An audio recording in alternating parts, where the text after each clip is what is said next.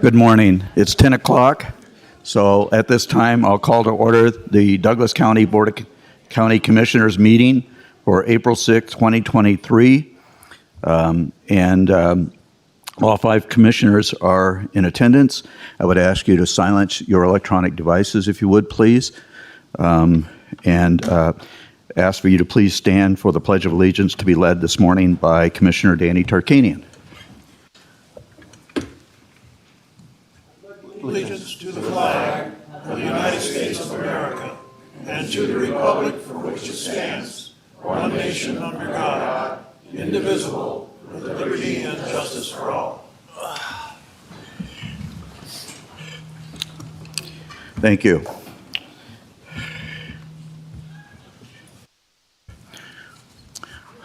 Apparently, not everybody understands there's a Board of Commissioners meeting this, because I get phone calls right as we start, right? From public members. But anyways, that's fine. That's good. Public comment. I want to repeat the forum restrictions on orderly conduct of business. The Board of County Commissioners conducts the business of Douglas County and its citizens during its meetings. The presiding officer may order the removal of any person whose statement or other conduct disrupts the orderly, efficient, or safe conduct of the meeting. Warnings against disruptive comments or behavior may or may not be given prior to removal. Hand clapping, making remarks, or gestures from the audience that may interrupt, interfere, or prevent the speaker from commenting should not occur. The viewpoint of a speaker will not be restricted, but reasonable restrictions may be imposed upon the time, place, and manner of speech. Irrelevant and unduly repetitious statements and personal attacks which antagonize or incite others are examples of speech that may be reasonably limited. Public comment is limited to 3 minutes per speaker unless additional time is granted by the board chairperson. The Board of Commissioners uses timing lights to ensure that everyone has an opportunity to speak. You will see a green light when you begin, and then a yellow light which indicates that you have 30 seconds left and should conclude your comments. Once the light turns red, please sit down. In addition to opening public comment also will be taken on administrative agenda items that are identified for possible action and closing public comment.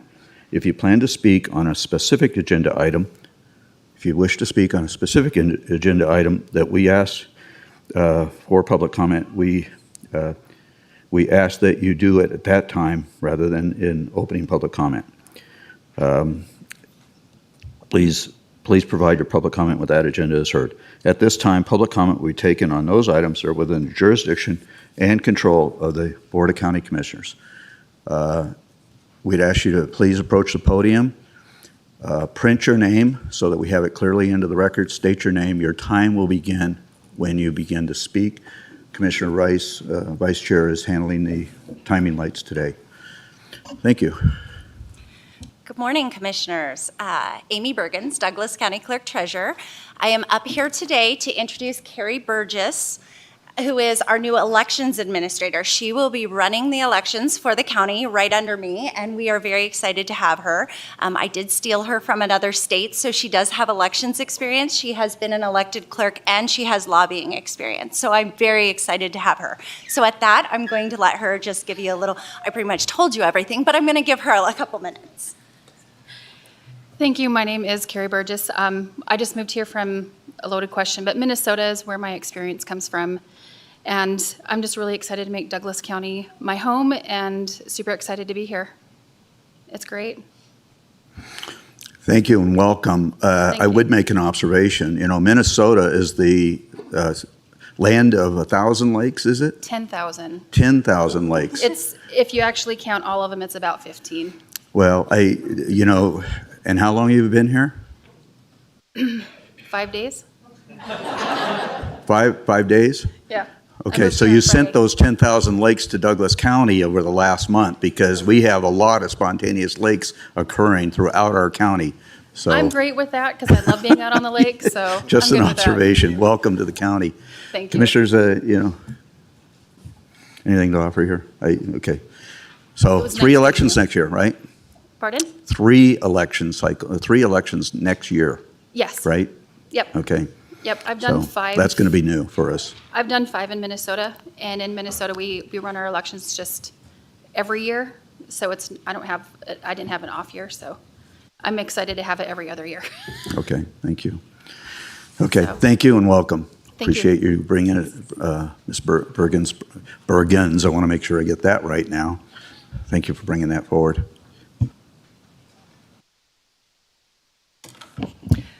Good morning, Ellie Waller. Today, my public comment is framed around processes. I was going through some old information in an article, July 3rd, Record Courier.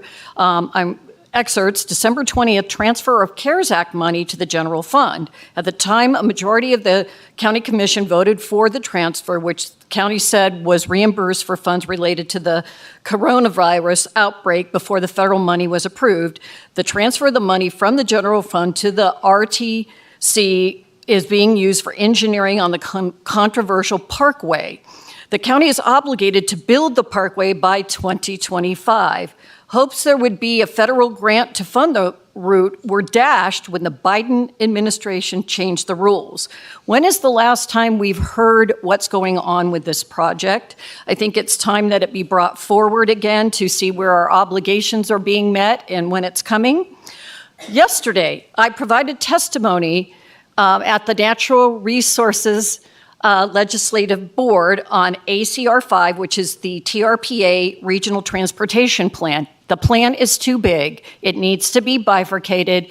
There are good sections, there are poor sections, and there are very, very bad sections explaining maybe what Douglas County funding requirements are going to be. I will be following up. No action was taken there. I also testified on SB 424, which is the TRPA Environmental Improvement Plan. I testified neutral on that one. Again, state lands is being held hostage for fixing the invasive species boat inspection station because they want to put 250 parking spaces there. Some of this might come under the purview of Douglas County funding. Also, item 11 today, I just think this is an overarching statement. The process is broken and it needs to be fixed. Thank you. Thank you. Additional public comment?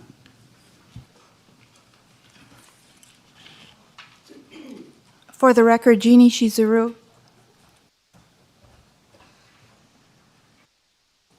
I've been hearing that item 11 may be pulled from the agenda, so I want to make my comments about item 11 right now. Is that okay?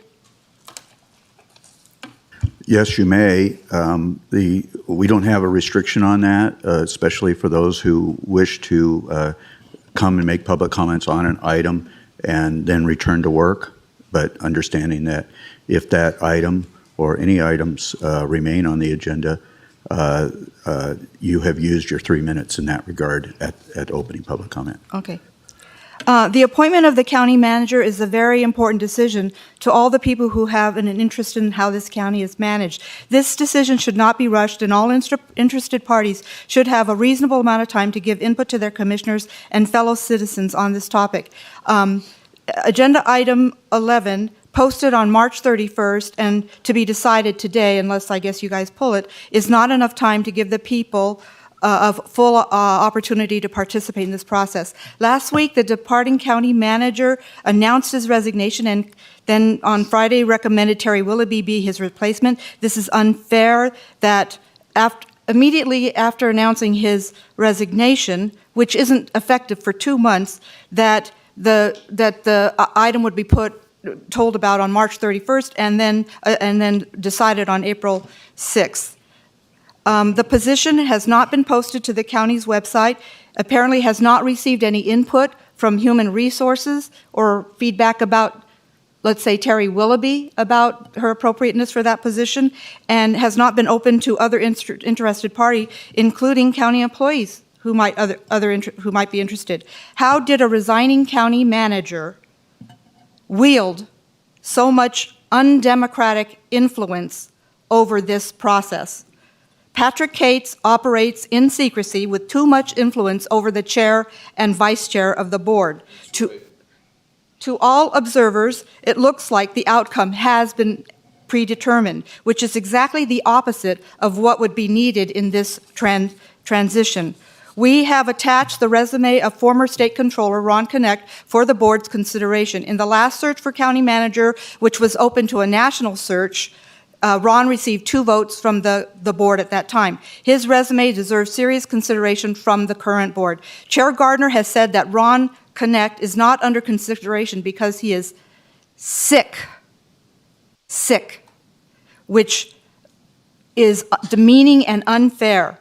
Mark himself has had mobility issues. How did FDR or Governor Abbott manage to govern their governments from a wheelchair? Ron is much more mobile than those 2 leaders and does not deserve this unfair smear from Chair Gardner.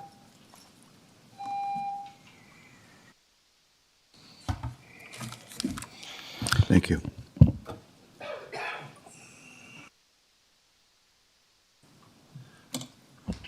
Jason Gibson, the Foundation for the Law of Time, Natural Law Peace Initiative, 1933. She's exactly right. Paper says that they're going to choose a new county manager today, and that's the way these boys roll. Without public input, without due process, without consideration. They did the same thing when Donald Trump came to town last year in October. They planned this for at least 6 months, brought in the Blue Angels, and then hosted 25,000 KKK, white supremacist, oath keepers, and Proud Boy patriots without public input, without due process. 34 felony charges. This is the Republican stronghold of this man right here. Every single Republican on this board is a pro-Trump stumper. 34 felonies, and there's 3 more investigations for the insurrection, theft of classified documents, and the election fraud. This is the weakest case, and it's resulting in 34 felony charges, 23 civil cases on top of all of this, and they're all in denial. They're all in denial about this administration. And it's always going to be the lesser of 2 evils, whether it be the Democrat or the Republican, because it's not a democracy, it's a corporatocracy, just like this corporate body politic. U.S. citizens, artificial persons defined by Black's Law, programmed by time is money and legal fiction, getting rich at the social decay and the social fabric of violence, getting paid to police the crime that they engineer themselves.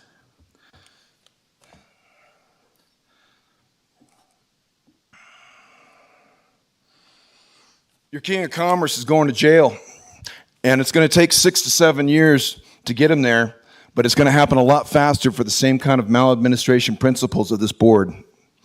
That's a promise. I was there in the Portland streets with the Proud Boy patriots and the Oath Keepers and the bricks that were conveniently parked on the side of the street. We never had violence in the city of Portland ever like we did under the Trump administration. Blaming it on Antifa, blaming it on the Black Lives Matter. That violence was through the collusion of law enforcement and the Proud Boy patriots. That's on the record. And then they came up into the gorge, 150 of them, to obstruct the gun safety legislation. We found out there's 834 law enforcement officers in Washington on the Brady Act. 2/3 of the sheriffs revolted against the legislation and told the DA of Seattle that they weren't going to enforce the gun safety legislation. Then we watched them burn 500 fires, these guys. They went to our state capitol, they assaulted people at the state capitol, and right after that on Labor Day, they started 500 fires. We got drone pictures and everything else to prove it. Drones with flamethrowers. Thank you, Mr. Gibson. Thank you. Is there additional public comment here in chambers?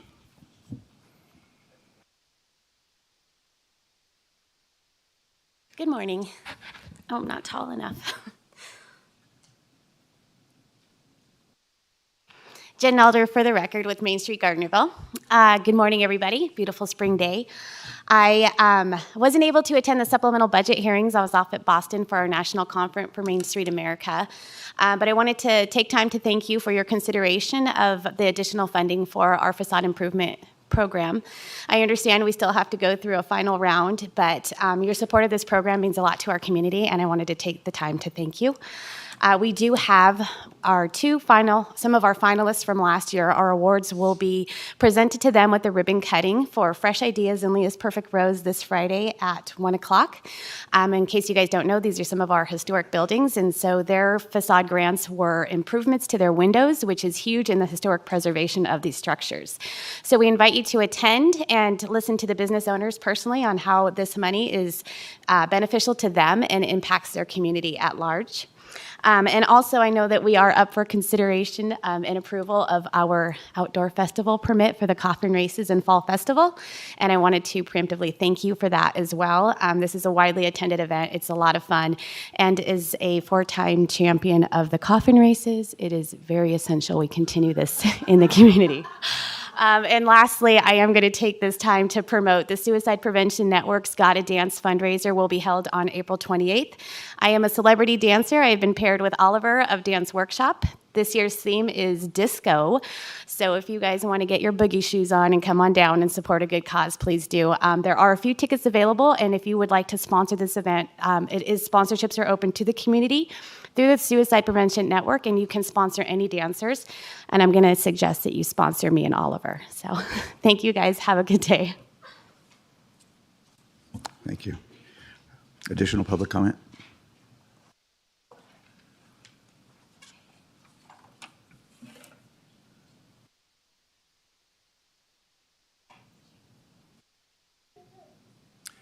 Good morning, Commissioners. My name is Bill Driscoll. For the record, I'm a member of the Mindentown Board and the first fire chief of the East Fork Fire District. I used to sit over there for 40 years ago, going through commission meetings. I've seen more than a few county managers come and go. As fire chief, I saw some good ones, and I saw some not so good ones. As you decide to proceed on how to proceed with the process of selecting a county manager, I offer you the following comments. First, I strongly recommend that you appoint from within. A nationwide search is expensive, and I have witnessed that it doesn't always produce the greatest product in the world. I also suggest that we have two great candidates that have put their resume in your packet today, Terry Willoughby and Jennifer Davidson. Based on my observation and the excellent job she did as town manager for the town of Minden, and upon review of her resume, I suggest that Jennifer Davidson be appointed to the interim county manager to fill out the rest of Mr. Cates' term. At the end of that time, you can mutually evaluate where you want to go from there. Additionally, Ms. Davidson has been an interim county manager in the past. Terry Willoughby has done an incredible job for the county and serves the county well as a financial manager. And last, I ask that you allow a representative from each of the towns, Genoa, Gardnerville, and Minden, to be able to participate in the selection process. Thank you. Thank you. Additional public comment here in chambers?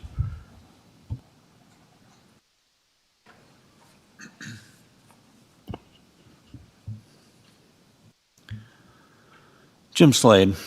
It was disappointing that you recently approved $520,000 for the microtransit at the lake. As Republicans in a Republican county, you should support fiscal responsibility, private enterprise, and limited government. Your decision did just the opposite. You voted to fund a bloated government-run free taxi service that would have been better run, less expensive, and paid for by those who benefit through private enterprise. More importantly, the cost to Douglas County is far greater than the benefits to our citizens.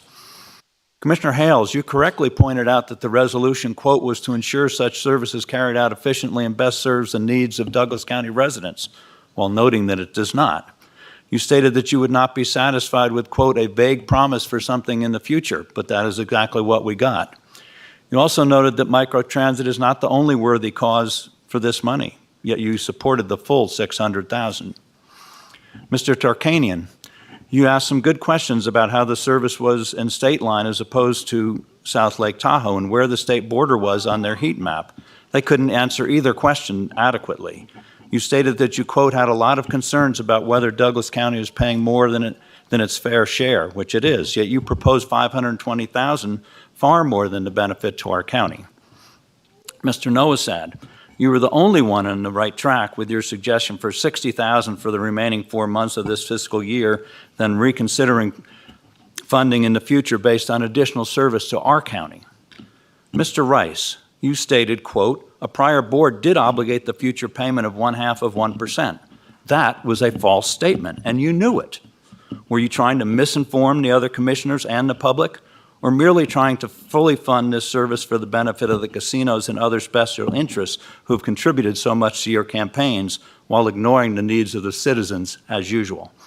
Every other commissioner knew and stated that the funding requirement was up to 0.5%, anything from $1 to $600,000. You should apologize for making yet another false statement.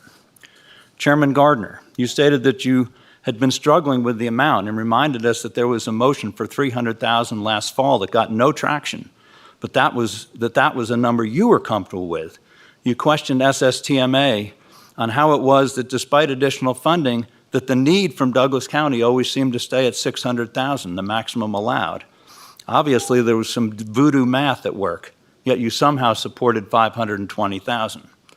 The vast majority of microtransit trips seem to be within California, with only a few small spots in state line, namely the casinos, Edgewood, and the transport center at Cale. Almost no residential areas in Douglas are served. The main purpose of these trips is for work, which in state line is primarily the casinos in Edgewood. They should be paying for that service, and the TOT funds should go towards projects that actually benefit our residents, not to merely subsidize Californians at great cost. Thank you. Additional public comment, please?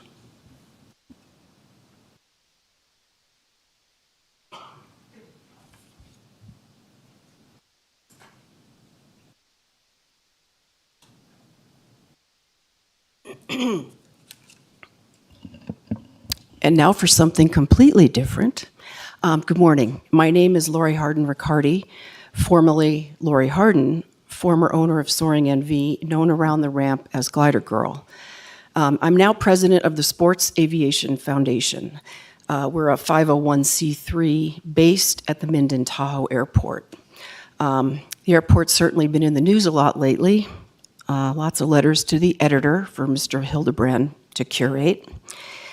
We're sort of the feel-good side of what goes on at the airport.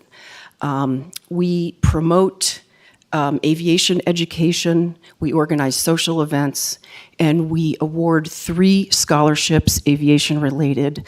One for somebody who wants to be an aviation mechanic, one for a soaring scholarship, one for power flying. Our annual meeting is April 15th. Our keynote speaker is Paul Dye, and I have to admit I'd never heard of him, but now that I've found out about him, he's a pretty interesting guy.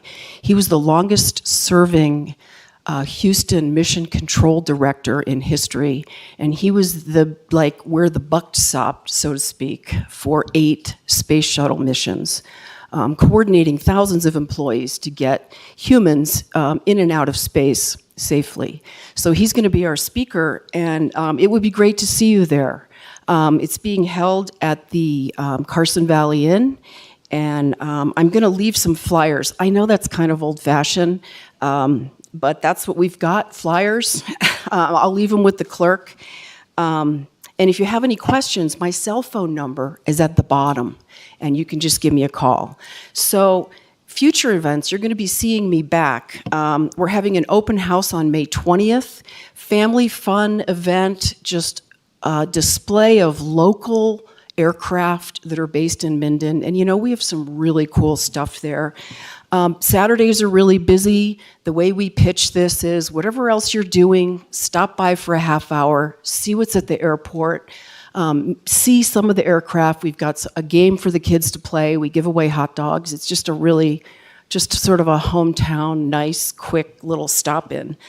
So I'm out of time. I'm going to say goodbye, but I will be back to talk about our youth aviation adventure in the fall, and my personal favorite, a visit from founding member number 1 of the Cloud Appreciation Society, who will be giving a talk in October. Thank you.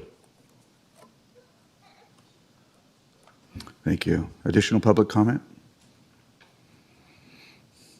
Sensing no public comment, we'll bring it back to the board. I did want to correct one misstatement. Mr. Zero indicated that I had indicated that Mr. Ron Knack is sick.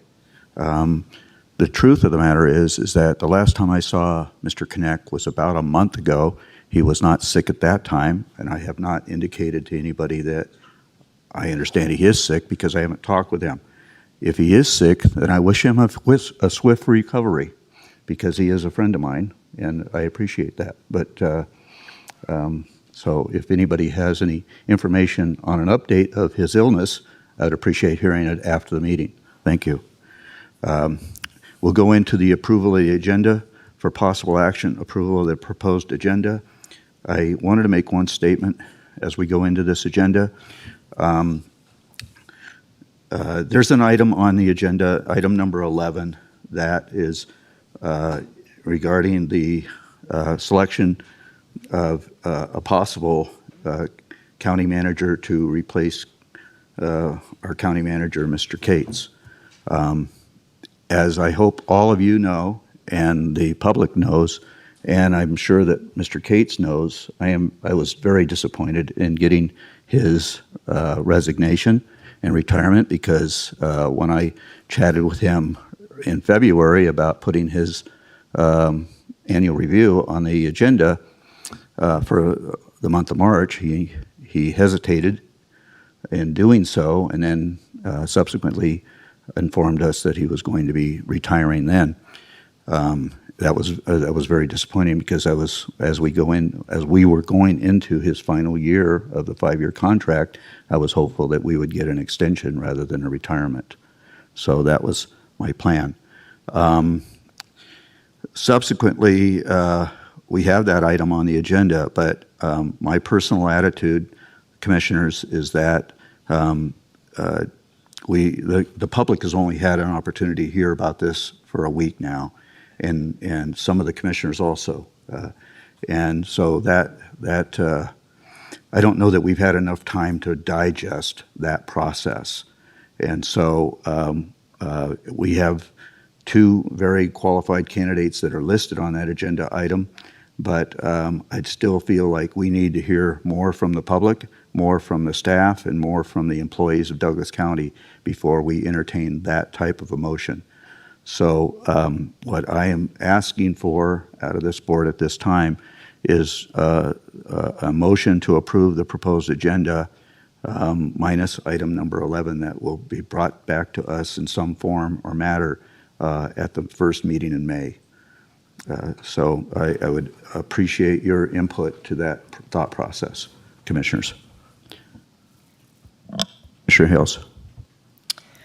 I also agree we need more time and we need more, we need to ensure county employees and the public that we want their input and give a chance for that input. And to that end, I just want to let everyone know that if you go to the Douglas County website and click on government, then there's Board of Commissioners, and there's our phone numbers and our emails. So I welcome input from everyone. And I agree that I really appreciate both candidates being willing to have their name on the agenda. That actually is not a super easy thing to do. And I think they are both well qualified, and I appreciate their willingness. Would any other commissioner wish to comment? Yes, Mr. Chairman. I had a speech prepared for this. Pointing the finger in some direction or another as to why we want to make a rush to get this done. In fact, I was going to recommend that we pull this item and readdress it in the May meeting. By then, I should think that we've raised enough hand-waving and hello, public, to have that input coming from them and from those who would like to take that job. So yes, I'm all for pulling item 11. Commissioner Tarkanian, anything you wish to add? Can't believe I agree with the chairman.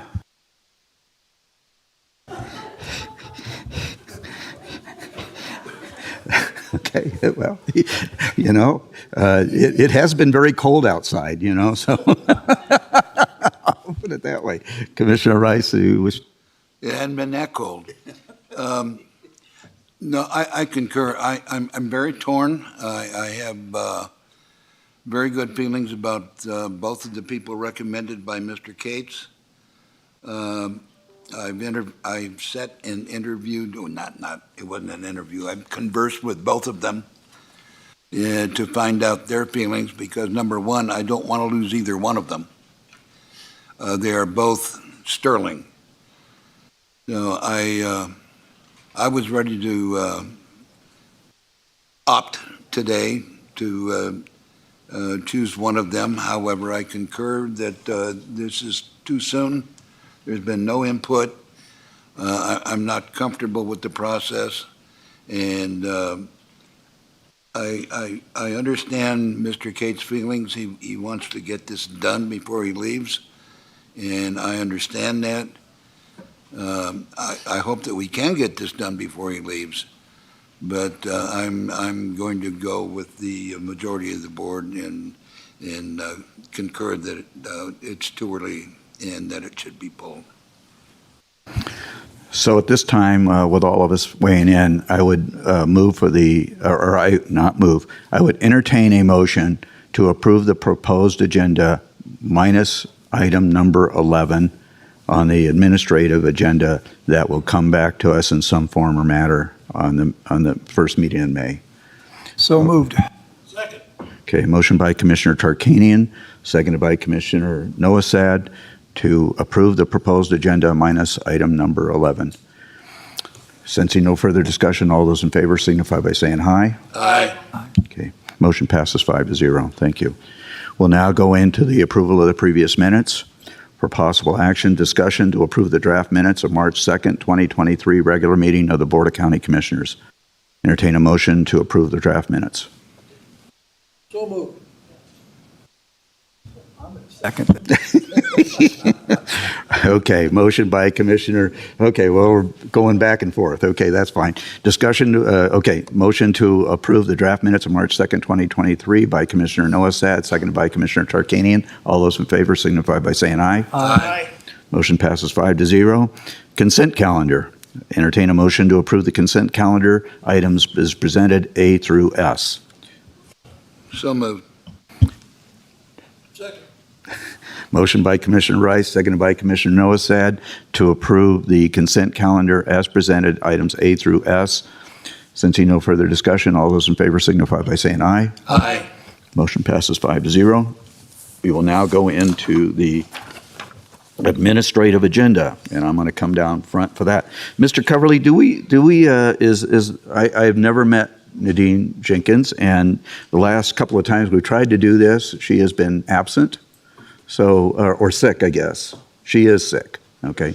No, she has been sick is what I'm saying, okay? I've been accused of calling people sick when I didn't know they were sick. So anyways, so she is here today. Great, I haven't met her, so I'm looking forward to meeting her. I'm gonna bring this down and you can join me at the podium then on that, okay?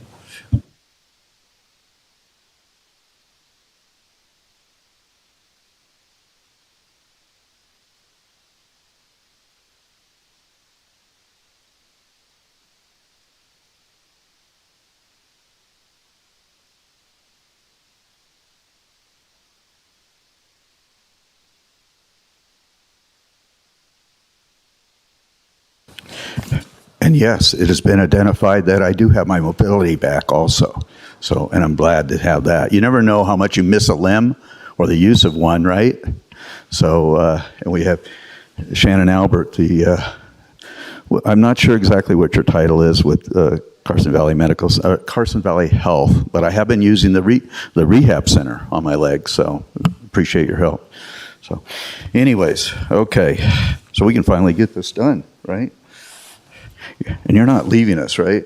Just because you're 20 years in, you're not? Okay, good, okay, because otherwise, if that was the case, well, then we would delay this for another 10.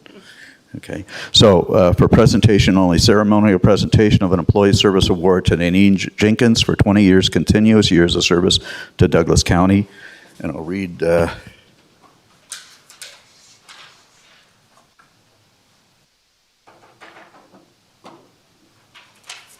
guess it's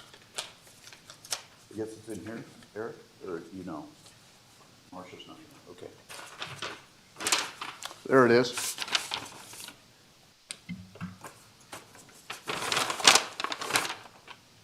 There it is. Okay, well, we have a certificate for you, signed back in November, and we're just getting to you. Wow, okay. So anyways, gives you a 20 and a half now, yeah, okay, but we don't have a 20 and a half pin, so we'll just give you a 20-year pin. You'll get a 25-year pin in a couple of years. Okay, so Nadine, thank you very much for your service, and I'd like to invite Sheriff Coverly to say a few words then.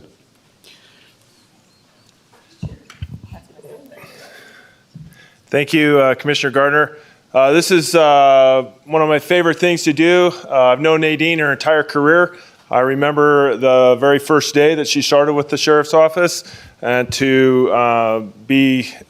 watch her grow and mature within her career has been absolutely a pleasure for me.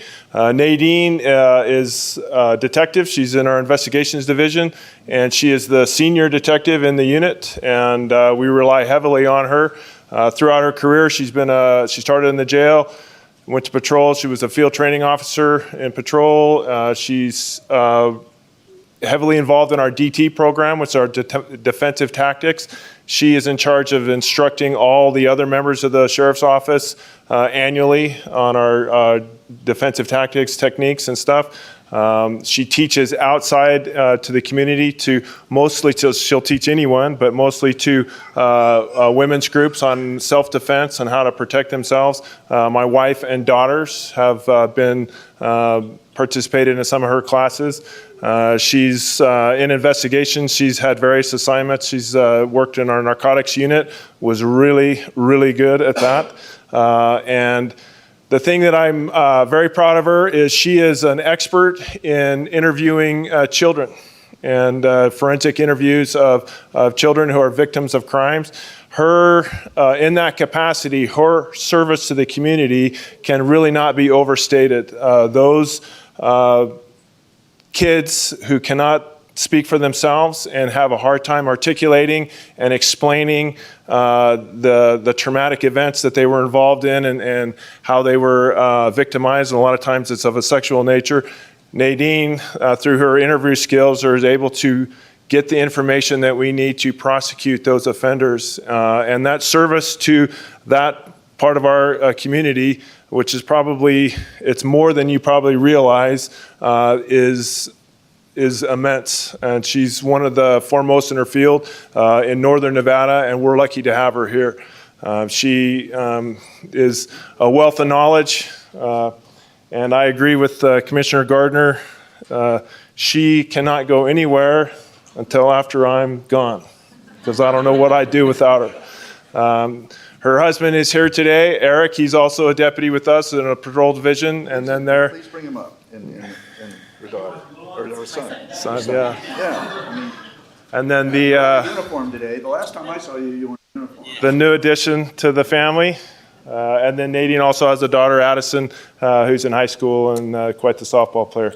So Nadine is, she's a rock star, and we rely heavily on her, and I can't thank her enough. I'm very proud of her and what she's been able to accomplish, and she's just been a pleasure to work with. And so keep it up. You're awesome. Will do. Thank you.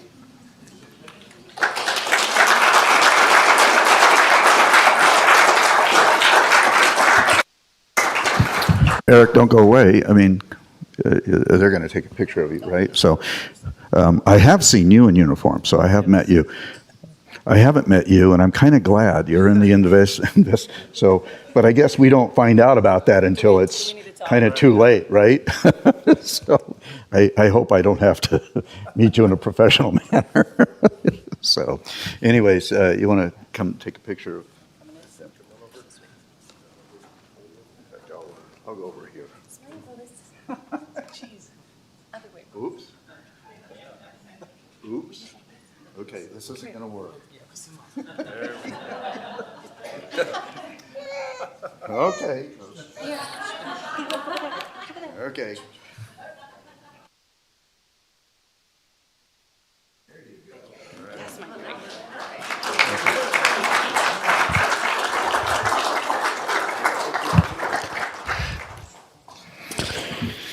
Okay, and we'll go to the next item, ceremonial presentation of Proclamation 2023P-029, a proclamation honoring Carson Valley Health for 30 years of service to Carson Valley.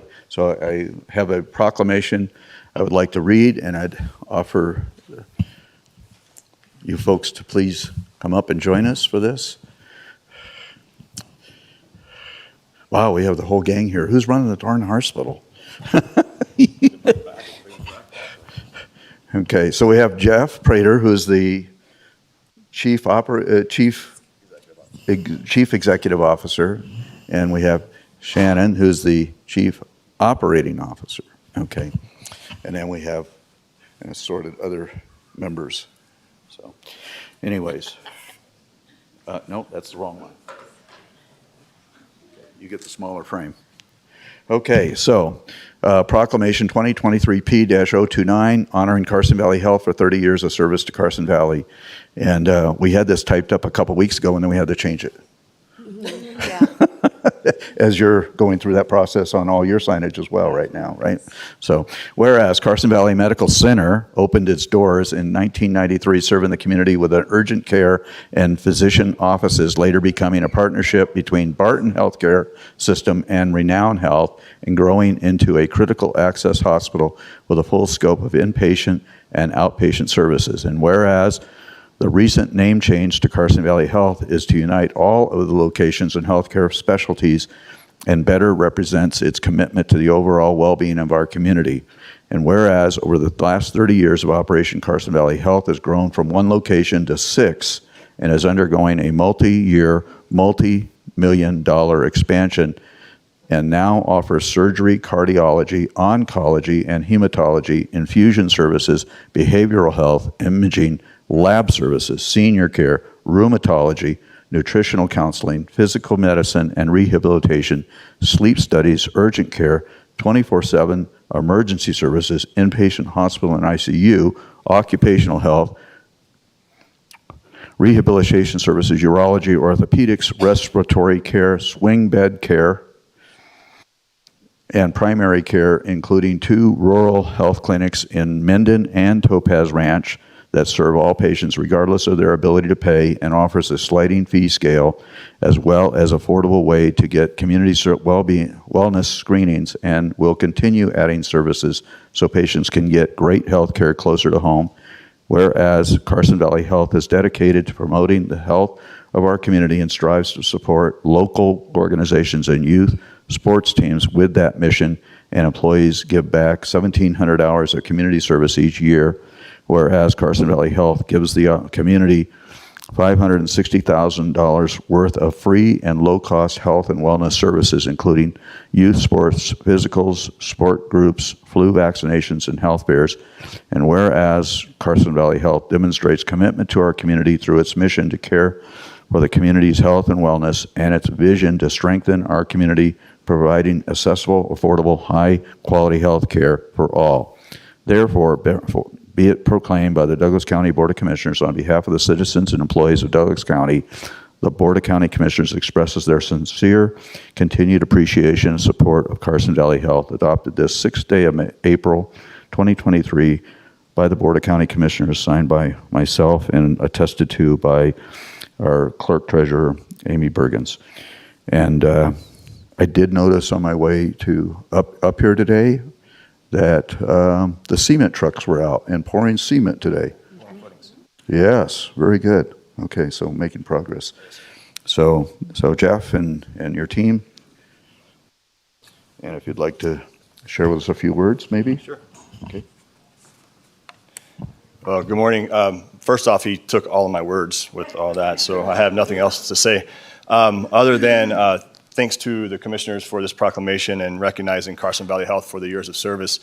You know, we did just recently go through a name change, and that's it's a very small difference in that name change, but it really has a great significance to us and how it represents the care that we provide and the breadth of care that we provide, not just to Douglas County, but we reach as far south as Bishop and also over to Lyon County, South Lyon County, and providing care there. So really an opportunity for us to really identify what it is that we provide to our community. And so thank you guys very much and for the continued partnership that we have with our community and with those that we serve. So thank you very much.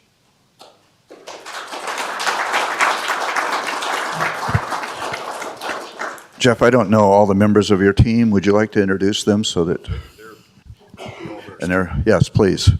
Come forward. Shannon, and you can start and we'll go down the line. Okay. Shannon Albert, Chief Operating Officer. Bailey Unruh, Marketing Coordinator. Gina Zink, Director of Physician Clinics. Heidi Saucedo, Marketing Manager. Daphne Hilliard, your Outreach Coordinator. Okay. Thank you. Would you like to? Oh, that's right. Yeah. Good idea.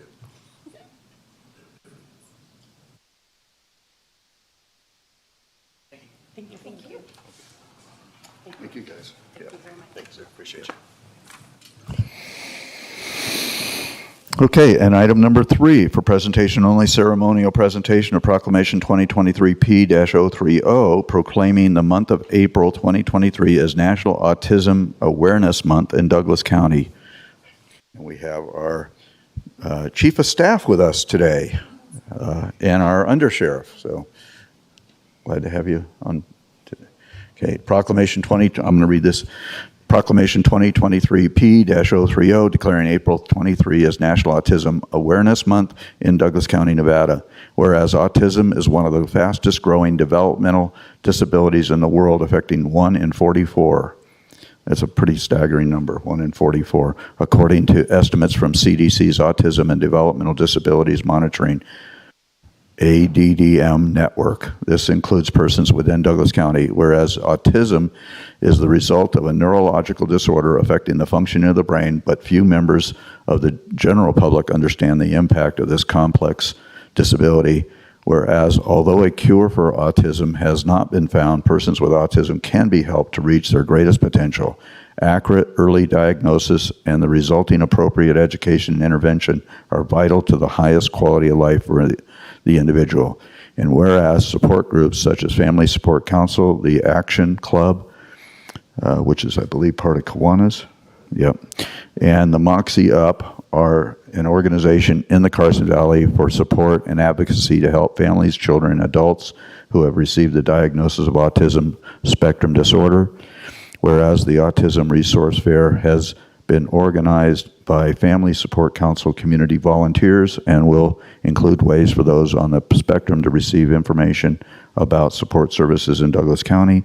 The fair will take place on April 10th. A little conflict there for me. Yeah. Should have been the 15th. We'll get that corrected then.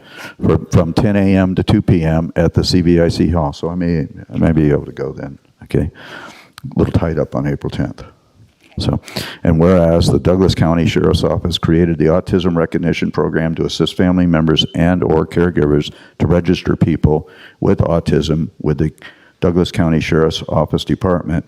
This active partnership takes a proactive approach to reduce anxiety for those with autism, assist with everyday police encounters, and during critical incidences. This program also helps improve police officer awareness and response to the people with autism, and the information will assist officers with early recognition, parent-guardian reunification, and overall safety. In addition, the Douglas County Sheriff's Office will provide an identification card that people with autism can present during a police encounter.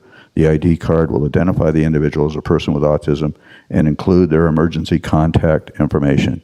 Now, therefore, be it proclaimed by the Douglas County Board of Commissioners, along with the Douglas County staff and residents, that April 2023 is National Autism Awareness Month in Douglas County, Nevada.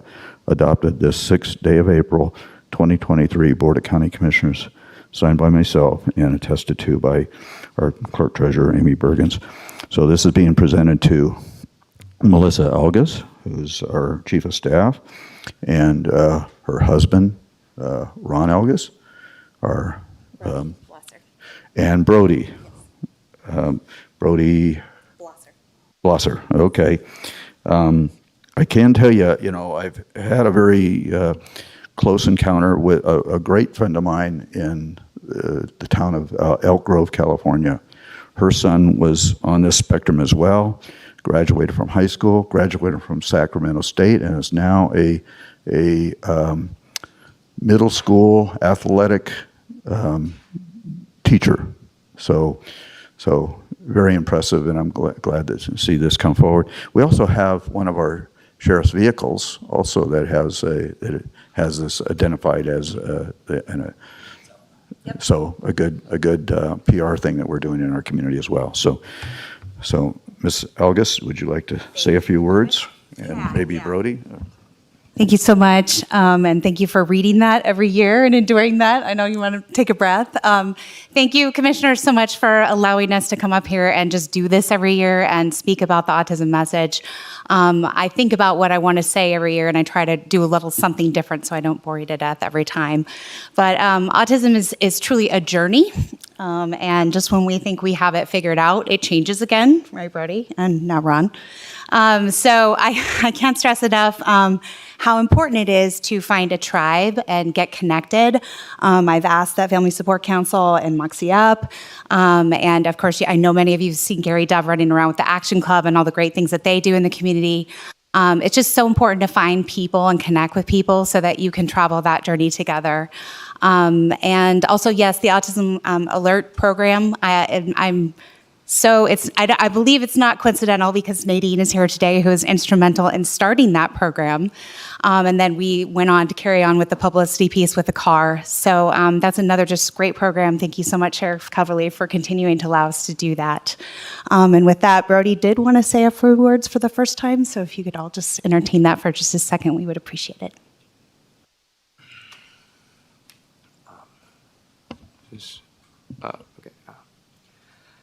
I am glad.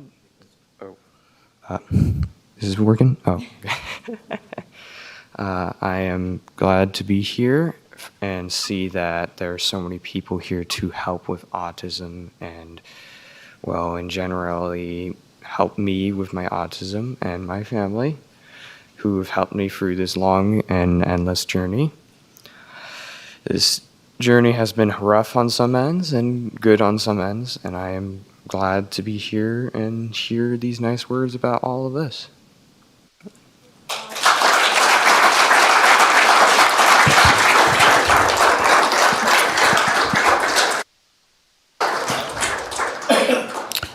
Really put you on the spot there, and I apologize for that, but thank you for your words. Okay, so.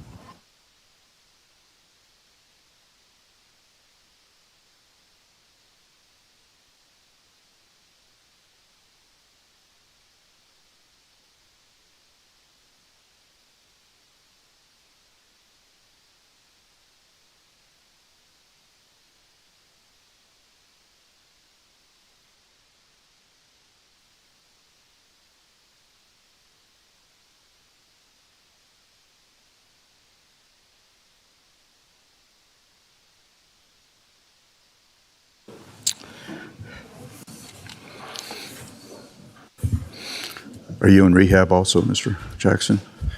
Here. Okay, we'll go into item 4 now. Thank you, everybody, for staying for those presentations. So item 4, for possible action, discussion to approve Douglas County's opioid settlement needs assessment and authorize Douglas County to apply for Resilient Nevada grant funds. Being presented by our District Attorney, Mark Jackson, and Assistant Community Services Manager, Brooke Adey. Right? Thank you, Chairman Gardner. Commissioners, for the record, Mark Jackson, Douglas County District Attorney, and I am here with Community Services Assistant Director, Brooke Adey. We do appreciate the opportunity to bring this item forward and seek the board's approval of a needs assessment for the opioid settlements specific to Douglas County, and also seek the authorization of the board for Douglas County to be able to apply for some Resilient Nevada funds. This slide is just an overview of what we'll be presenting today. There'll be a brief historical overview and some discussion about some of the allocations or distributions of settlement funds that have been received to date, as well as settlement funds that we are anticipating in 2023. I will then briefly discuss the One Nevada agreement. Ms. Adey will be talking about Resilient Nevada settlement funds. I will discuss some of the data and information from a statewide needs assessment that was completed in December of 2020. And then Ms. Adey will be talking about data specific to Douglas County, and then most importantly, moving into a review of the needs assessment for Douglas County, and then we'll finish up with some of the next steps. I'm sure you all have probably read through these bullet points, and there's a lot of information on here. I'm not going to go over those specifically, but what I wanted to do is start off by taking a moment to tell not only this board, but the citizens here within Douglas County how we got to that point. How did we get to the point in November of 2018 when I first brought this item to the board? In a nutshell, manufacturers and distributors of opioid prescription medication spent several decades marketing opioids as safe and non-habit forming painkillers. And their goal was simple: to dramatically increase sales by convincing doctors that it was safe and efficacious to prescribe opioids to treat not only the kind of severe and short-term pain associated with events such as surgeries or cancer, but taking it further for a seemingly unlimited array of severe, longer-term pain such as back pain, headaches, and even arthritis. And certain manufacturers and distributors of these opioid products did this knowing that the opioids were addictive, subject to abuse, and not safe or efficacious for long-term use. And their nefarious plan worked. They dramatically increased their sales and reaped billions upon billions of dollars of profit at the expense of millions of people who are now addicted to these opioids. And not to mention the thousands or now hundreds of thousands who have died as a result of these opioid addictions. As a result of their deceptive marketing schemes, the general public believed that painkillers were safe. While Americans represent only 4.25% of the world's population, Americans consume over 80% of all the opioids manufactured in the world. And Americans consume 99% of the world's supply of hydrocodone. Some of you may know that by the trade name or the brand name Vicodin or Lortab, two of the most common. Since 1999, the amount of prescription opioids sold in the United States has nearly quadrupled. In 2010, 254 million prescriptions were filled in the United States. That was enough to medicate every single adult in America 24 hours a day for 1 month. In that same year, 2010, 20% of all doctor's visits in the United States resulted in the prescription of an opioid. The most recent figures from the CDC as of Monday of this week suggest that 191 Americans die every single day from an opioid overdose. And many addicts, finding painkillers too expensive or too difficult to obtain, have turned to heroin. According to a study conducted by the American Society of Addiction Medicine, 4 out of 5 people who try heroin today started with prescription painkillers. Next slide. From the lawsuits that were initiated in Douglas County and by other counties and cities throughout the state, as well as the state of Nevada, we have been receiving some settlements which have been approved by this board. Most recently was the settlement from Walmart, over $300,000 will be allocated to Douglas County this year. This slide shows you what happens with those dollars. So they come into the state, and then the costs and fees associated with the litigation will be removed off of the top, which is typically what you find with any type of retainer fee agreement. The remainder then goes to the One Nevada agreement, and Douglas County is one of the participating signatories to that One Nevada agreement.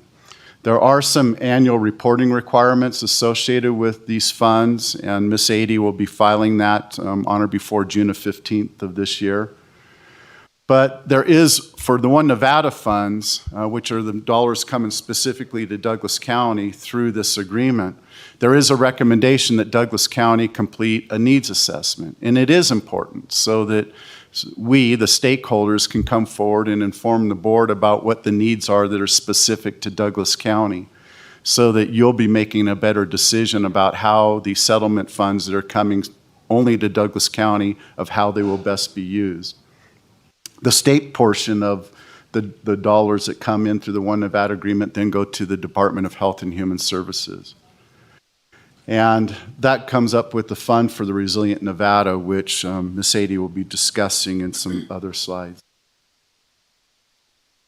The One Nevada funds, I just really actually will hit the last 2 bullet points here. The approved purpose of these funds is to remediate the harms, impact, and risk caused by the opioid epidemic, and to be consistent with or comply with the laws that were set forth in SB 390 enacted in 2021. It is important that you all are well aware that the sheriff and I remain committed to combating and using enforcement efforts to the full degree that the sheriff has the ability to do it, and the prosecution efforts in combating illicitly manufactured fentanyl. Illicitly manufactured fentanyl, or fentanyl analogs. We currently have about 35 of these fentanyl analogs that are Schedule I controlled substances in Nevada. Fentanyl, if I just use the word fentanyl, that's more referring to the pharmaceutical or FDA-approved fentanyl. That's actually a Schedule II controlled substance. That is not the major issue that we're seeing with the clandestine operations, the trafficking, what led to taking down 5 officers in October of last year after their exposure to the fentanyl. But we are going to continue to attack the criminal acts associated with the illicit manufacturing, distribution of fentanyl in our community. But that's not what this is all about. That's not what we're here about. This is dealing with the prescription opioids, primarily OxyContin, oxycodone. This is a table that was attached to the One Nevada agreement for dollars that have been allocated for Douglas County as part of the One Nevada settlement. As you are aware, when you look at the very first column, the initial J&J payment, that's referring to Johnson & Johnson, also known as Janssen, with a double S, which is the United States subsidiary of Johnson & Johnson.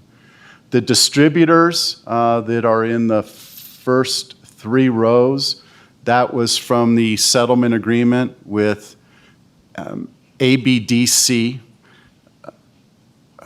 McKesson, and Cardinal Health. Next slide.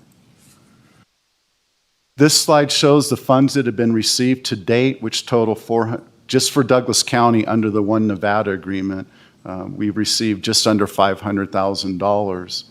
The funds that we are anticipating to receive at the time that this was prepared and submitted as part of the packet prior to the deadline is an additional $382,000. However, since this was published, we've reached tentative agreement with 2 additional defendants.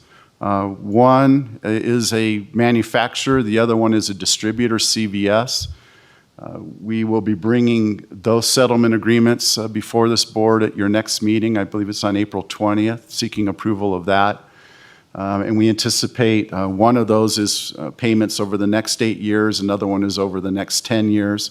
But that would bring the total for 2023 just over $1 million just to Douglas County for allocation and distribution based upon a future board item. Ms. Adie. Good morning, Brooke Adie. I'm here to talk to you about the Resilient Nevada funds. These funds are the state share of the opioid funds that will be distributed through a competitive notice of funding opportunity. If counties or municipalities would like to apply for these funds, they must complete a needs assessment, which we're here to talk with you about today. We anticipate applying for these funds, so we did a needs assessment to determine what our priorities are. The first notice of funding opportunity for these funds is applications are due April 7th. This is a 2-year grant to support access to evidence-based programs, increased treatment options for rural communities, and programs working within the criminal justice system, just to name a few of the priorities in this round of funding. We do anticipate the release of funding opportunities for these dollars over the course of the next several years. So as those are released, they could be for prevention or for intervention activities. They could vary throughout the years. This slide, much like the One Nevada slide, talks about the anticipated distributions through the Resilient Nevada settlements. The first round of the notice of funding opportunity is for about $1.5 million and it will be split out amongst the different applicants.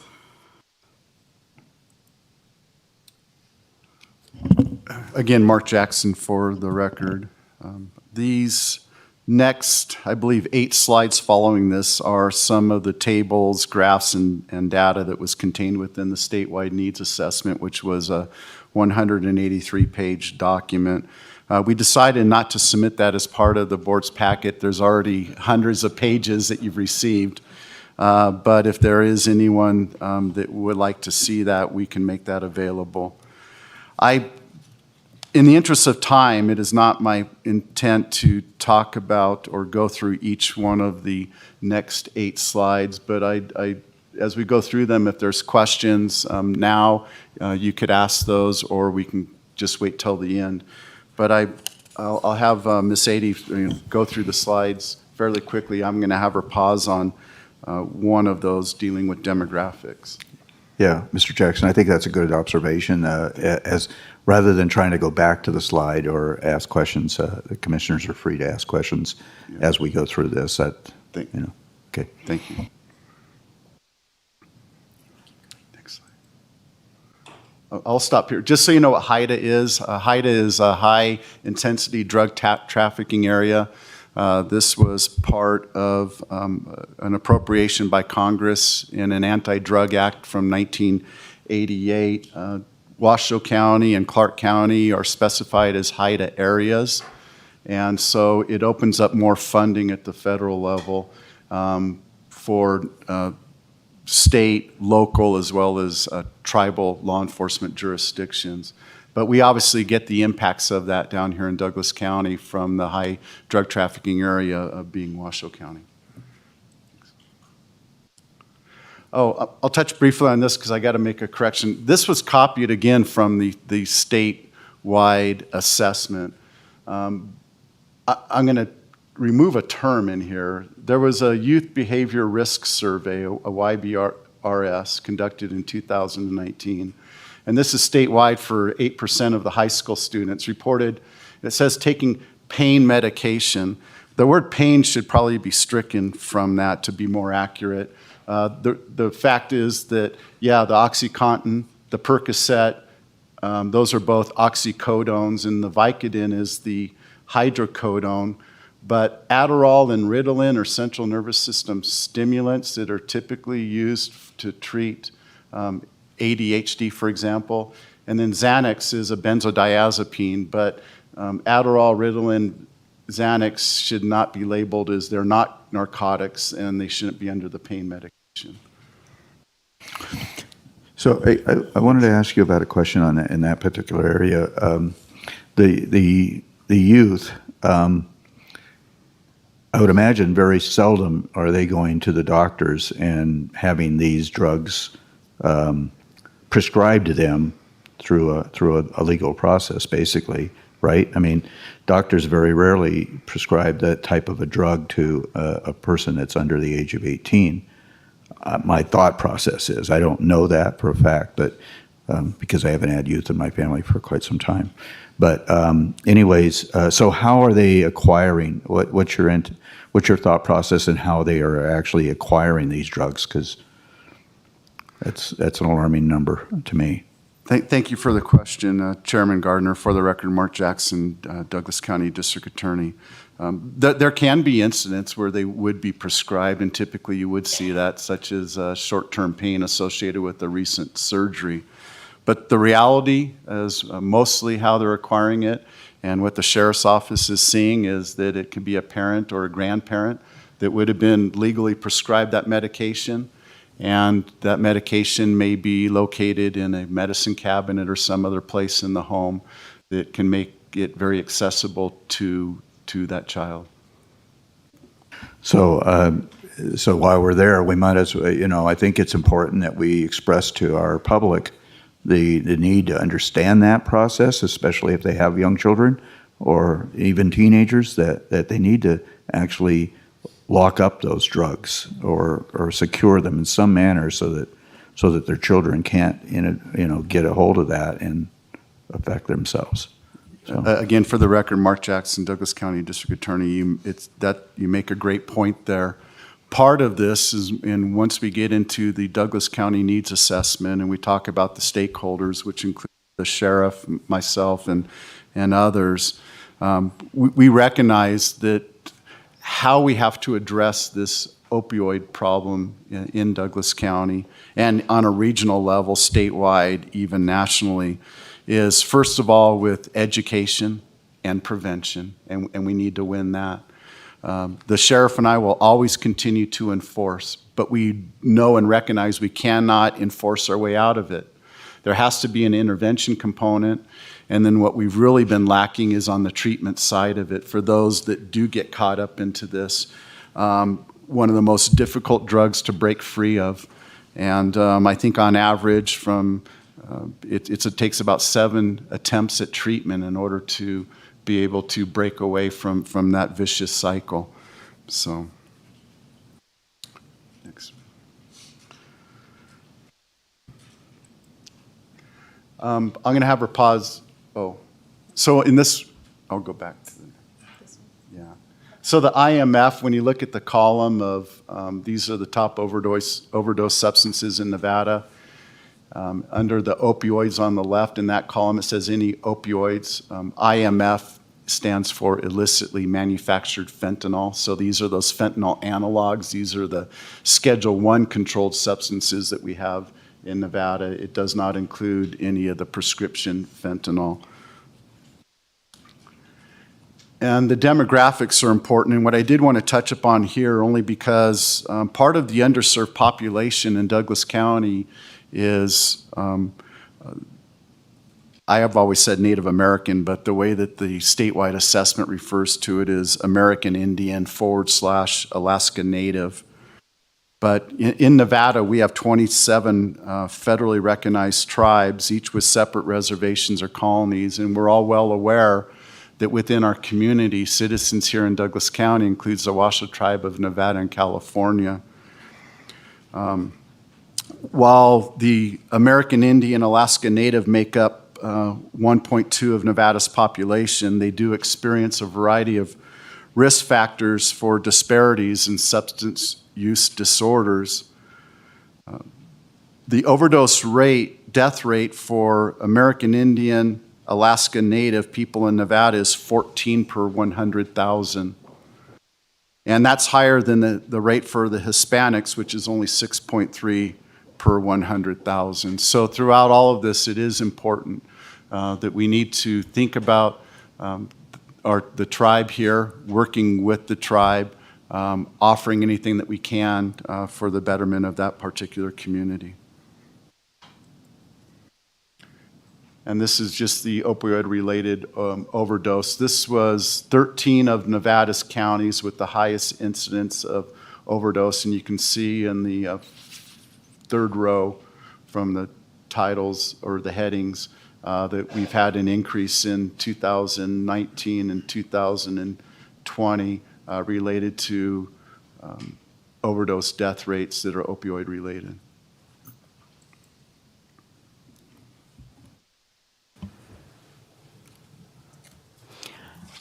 Brooke Ady, Assistant Director for Community Services. This slide reflects information that was pulled from the state's needs assessment. Co-occurring mental illness and opioid use disorder are common in both children and adults.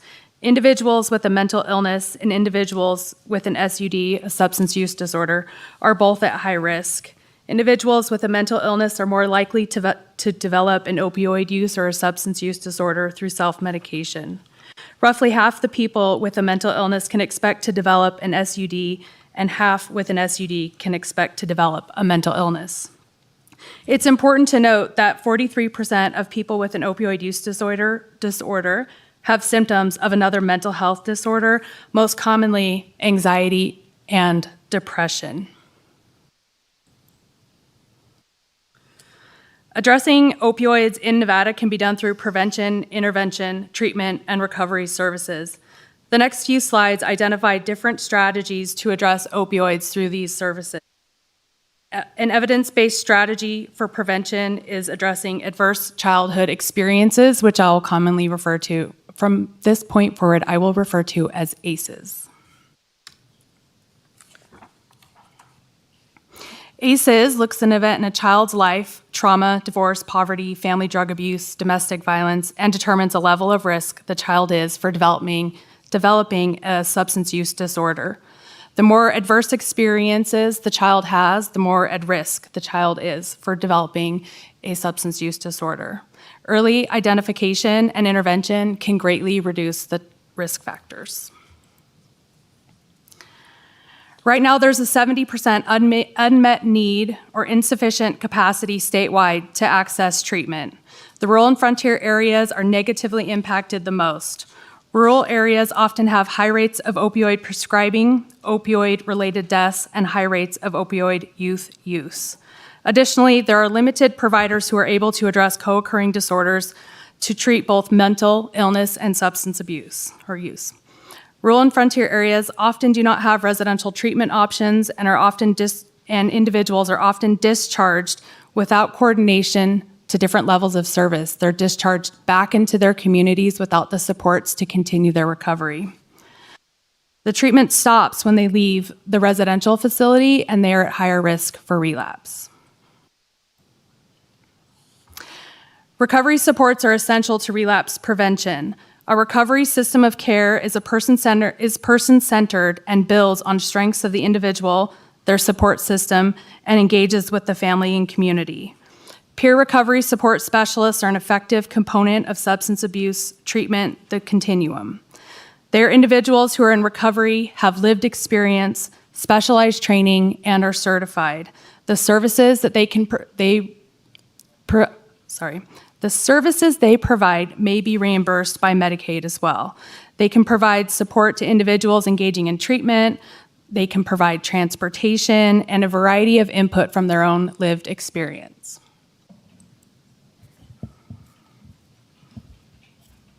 Can I jump in? Yes. and this is a few slides ago, the slide that talks about the table, drug opioid-related overdose with several counties listed.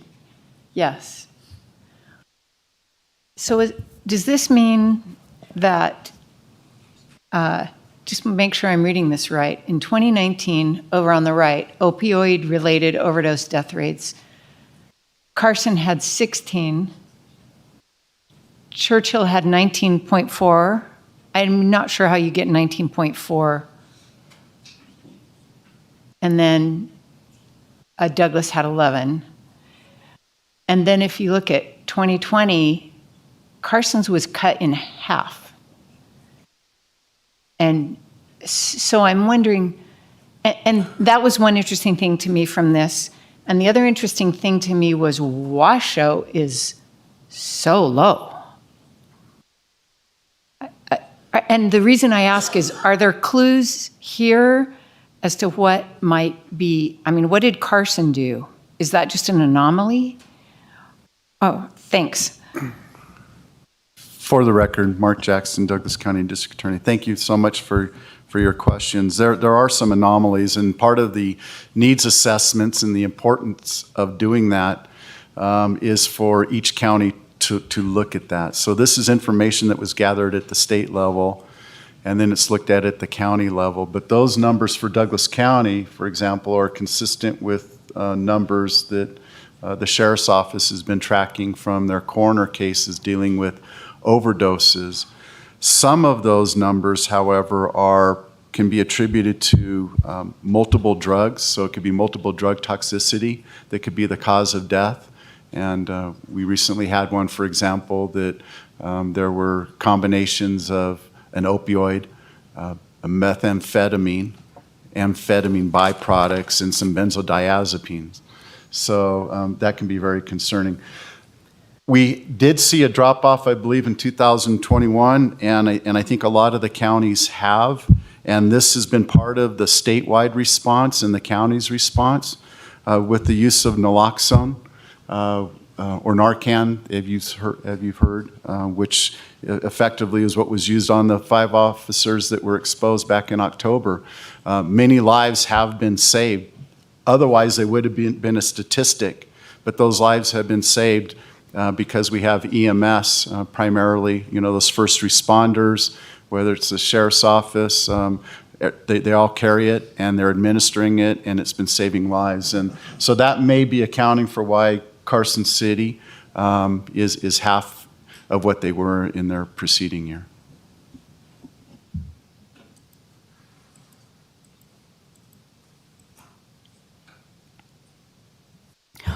Brooke 80 again. Now that we've provided some information on a statewide level, let's talk about Douglas County. In April 2022, I began having individual meetings with the county manager, the sheriff, community providers, juvenile probation, and et cetera, in an effort to get some information on where they're seeing the gaps and needs in the communities that they're serving and the people that they're working with. The meetings are really to get their input to see where they felt we needed to go in order to combat the opioid epidemic. There's a list here of all the individuals that I met with through individual meetings, through our focus groups, through our stakeholder meetings. We really did reach out across the county and engaged with many people to get their input. To complete our needs assessment, we entered into an agreement with Impact Evaluation and Assessment Services. It was in our effort to how we should spend not just the One Nevada funds, but to put us in a position to compete for the Resilient Nevada funds. Margot Teague with Impact Evaluation and Assessment helped us facilitate focus groups, individual interviews, helped us collect data, and complete the final needs assessment. Her participation in this process was valuable to get us to where we are today. During this process, we did establish an opioid needs assessment stakeholder group, which you'll see is referenced in the needs assessment. This group had regular meetings to review the data from the focus groups and help narrow our priorities I do want to take time to thank the individuals who participated in the opioid needs assessment stakeholder group. Their participation and attendance was so valuable, and they're all very busy people, and they took time to meet frequently and have these discussions. And it was a great opportunity for people from different aspects of the county to come together and share their experience. This slide reflects some demographic information that is a requirement of the needs assessment. It talks about what our county makeup is. So this slide does have a lot of information. It talks about the impacts of opioids in Douglas County based on a variety of sources. We gathered information from the Nevada Behavioral Health EpiProfile. There was a vulnerability assessment that was completed at one point. The Nevada Opioid Needs Assessment from the Division of Public and Behavioral Health, which has already been referenced in this presentation. Information from Child Protective Services, Emergency Management Services, and some of the data that came from those sources are of the 17 counties, Douglas ranks 9th in opioid vulnerability. In 2019, there were 135 opioid drug-related emergency room encounters, and in 2021, there were 64 reports received by Child Protective Services that involved drug or alcohol-related characteristics.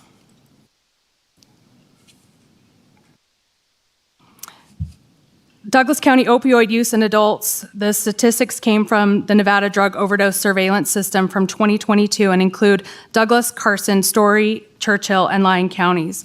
For the month of November in 2022, roughly 45 out of every 1,000 residents were prescribed opioids. In that same month, the suspected rate of overdose was 21 out of 1,000 residents and about 1 per 100,000 drug-related overdoses in the emergency room. Our use statistics come from the Youth Risk Behavior Survey, commonly known as the YRBS. This survey is created by the Centers for Disease and Control and is given to youth across the country. This data is specific to Douglas County from 2021. So there is statewide data and then there's Douglas County specific data. And actually our Douglas High School students just took this survey for this year a couple weeks ago, and we should be having those results at the end of this year. The survey is used to capture the rate of drug use and perceived risk. This slide shows the number of high schoolers who have taken a prescription pain med without a prescription, how easy it is to get prescription pain medication if they wanted it, and whether or not they thought it was wrong to take a prescription pain medication without a prescription.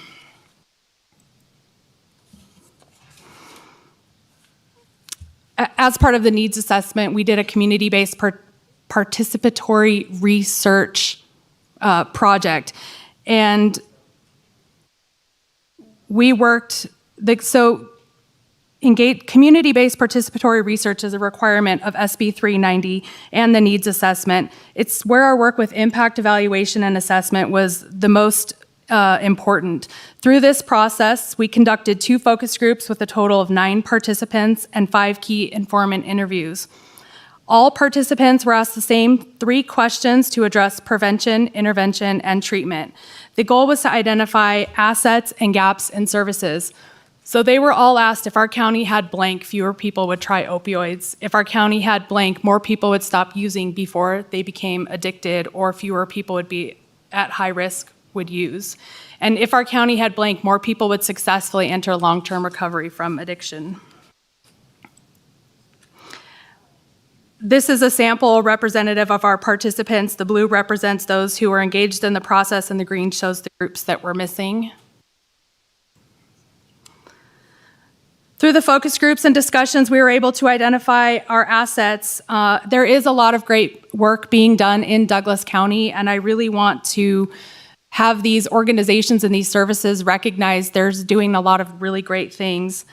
So this shows all of the groups that are involved in prevention and activities, or intervention activities. The same is related to treatment and recovery. And then here's a list of our gaps. Some are service related, but other are skills individuals lack, like coping skills, conflict adverse youth, multi-generational behavioral health issues. One of the themes we saw come up over and over again was coordination and case management of services. We have a lot of resources, but there's a lack of cohesiveness and collaboration. We identified that the system is missing a central person to help families and individuals navigate the process, which led us to our priorities. We were able to identify 8 priorities. Through all the meetings and data collection, these 8 priorities were established to address opioid use, substance use, and mental health in Douglas County. The first priority is on page 12 of your needs assessment, is in its case management. Douglas County will intervene with and treat opioid misuse by increasing the effectiveness of case management. In doing so, we can address risk and protective factors like child abuse, elder abuse, ACEs, poverty, resiliency.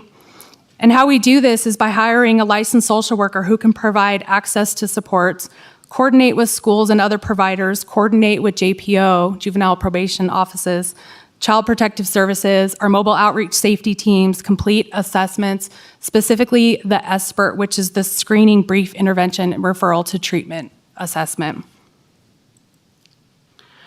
Our priority 2 is opioid prescription education, which was referenced earlier. We'll work with entities who provide prevention, intervention, and treatment educational services on opioid prescription use. During our focus groups and stakeholder meetings, there was a lot of discussion related to the aging population and how we should increase efforts to provide education on the impacts and the danger of opioids. One key point is access, making sure prescriptions are secure where youth don't have access. Priority 3 is to support school-based initiatives. We do have a meeting scheduled next week with the school district to talk about how we can support prevention programs in the schools. And then we also want to talk about our case management services and how we can collaborate to get our youth who've experienced trauma or are engaging in risky behaviors evaluated for needed services and supports.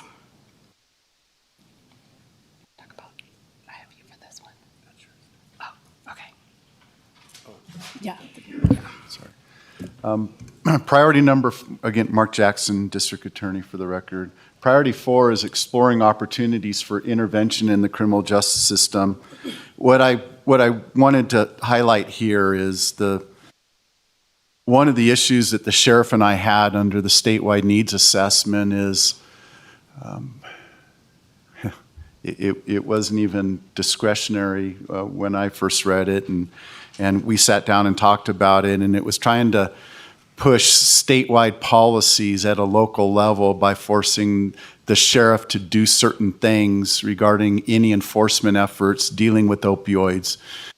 Things such as having injection sites within the community, places where people could go and obtain, needles or syringes. We do not want to make Douglas County an attractive place for anyone to come in to use any illicit drugs at all. So we are not going to change again on our enforcement efforts. There are some programs that have been identified that the sheriff and I are looking at, and we will continue to explore other types of potential interventions, but not by creating or forcing a MAT, medically assisted treatment in the jails where addicts are given their drug of choice while they're serving time in the jail. It's something that we are opposed to. But this is a big part of the statewide needs assessment. It's a big part of the legislation. However, as two of the stakeholders that have been part of this group, we felt comfortable that we will at least explore certain opportunities. And again, if the sheriff and I are both together believe that these would be best for the citizens of Douglas County, then it's something that we would bring forward later to the board to seek some approval for possible One Nevada agreement funds or even a grant application for Resilient Nevada. I appreciate those efforts in that regard, because we don't want to become a drug haven, so to speak, right? Brooke 80, again, Community Assistant Director, Community Services. This is priority number 5, which is an education campaign, and it talks about Douglas County will prevent, intervene with entry opioid misuse by creating a campaign for the general public. This can be done through our community partners that provide prevention activities through the school districts. We've talked about, maybe working with our local doctors' offices and within our different senior populations and youth populations about the risks.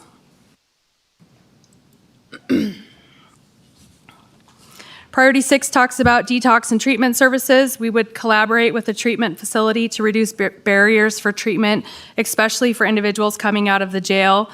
We have had an issue with capacity in residential facilities. As a result, there are extended wait times, leaving individuals to wait for many weeks at a time, risking relapse and continued drug use and recidivism into our justice system. So we would like to see beds designated for Douglas County residents to avoid some of these lengthy wait times. Priority 7 talks about recovery services. It isn't enough to provide access to residential treatment. Individuals need access to step-down services. We want to facilitate options for recovery services as individuals integrate back into society so they have the tools and supports to be successful in their sobriety. Yeah. Back to priority 6, you said we want beds to be designated for Douglas County residents? Brooke 80 again. We have been talking to a residential treatment provider in Carson City, and in order to ensure we have access for our Douglas County residents, we want to designate a certain number of beds so that when individuals are assessed and it is identified they need residential treatment, we can transition them very quickly. We're not having them wait for 4 weeks at a time for a bed to open up. And so we are intending to accomplish that through some of the Resilient Nevada funds through our grant application. So you would use some funds to hold beds open for our people? Yes. In residential treatment, transitional living. I'm wondering what is their current, is there a current system that they're using, and is there anything we could do to support that effort to have more timely availability? For the record, Mark Jackson, Douglas County District Attorney. This has been the recurring problem, and it's going to be on that treatment side of it. I believe it was last week, and the sheriff will correct me if I'm wrong, but we had 6 people sitting in our jail who had been court-ordered to this long-term treatment facility that were awaiting for a bed because we don't have those bed spaces that are available. Tuesday, in Department 1 of the 9th Judicial District Court, Judge Young had ordered the Director of Department of Health and Human Services to appear because he had ordered a certain individual to go into treatment and wanted to hear. And he does this several times a year. They just don't have the bed space available. So part of the stakeholder group, when it came around to the courts, the 2 district court judges and the 2 justices of the peace, their one and only priority that they wanted to address is lack of available space for treatment for those that are court ordered to undergo this treatment. And so we do have those bed spaces that are available. We'd be looking at 3 bed spaces for treatment and 3 for transitional housing, so a total of 6. It's hard for me to think back a time where we did not have more than that number of people in the criminal justice system awaiting a bed. So if anything, I would think that may not be sufficient enough. But to at least guarantee those bed spaces would be helpful. Brooke 80, just to add to that, when we look at 3 bed spaces over a 12-month period, it's anticipated to serve about 24 individuals in a residential treatment facility. So the average stay in residential treatment is about 45 days, but it can differ depending on what the individual's needs are. They are reevaluated on a very frequent basis to see when it's appropriate to have step-down services. In our transitional living facility program, it would look to be about 12 in a 12-month period that could be served through the Resilient Nevada funds in that treatment milieu. Well, if there's anything we could do in that, I think that's really important. If we could support that in any way, I think we would want to. Oh, I am, sorry.